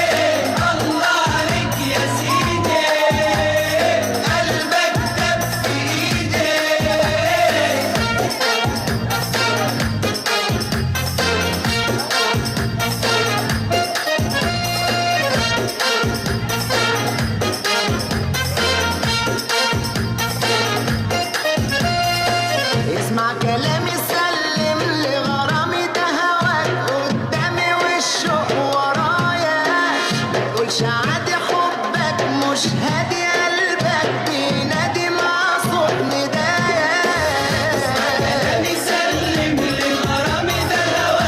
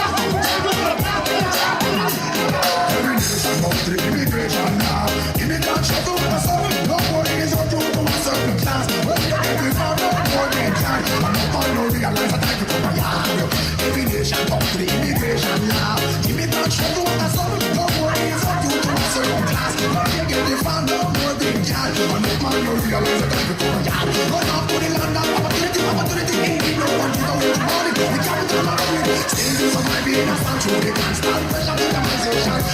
Fans are saying they don't have a plan.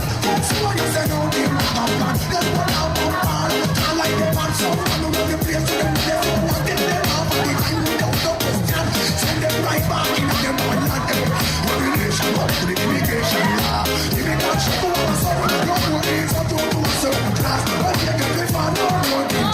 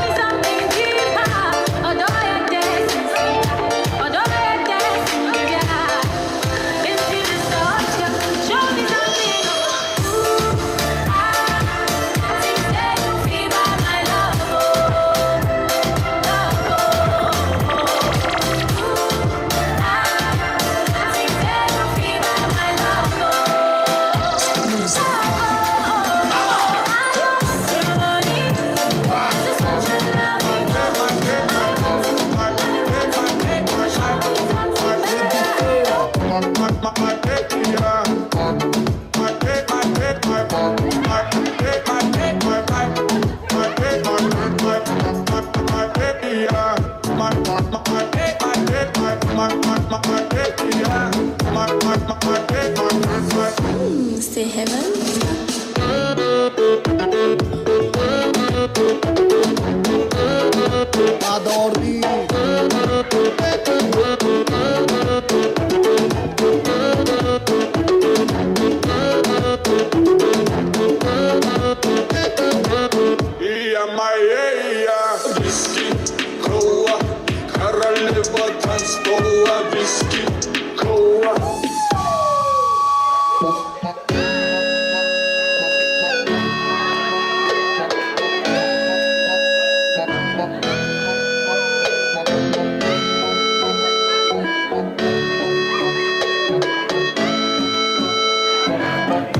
Say heaven, so.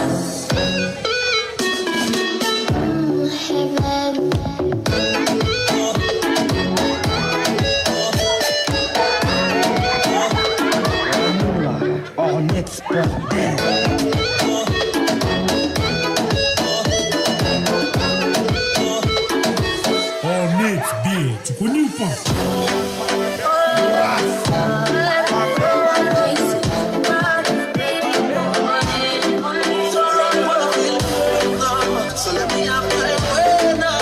No one ever gonna leave. DJ Douglas. 'Cause I really feel like I need to present to the right.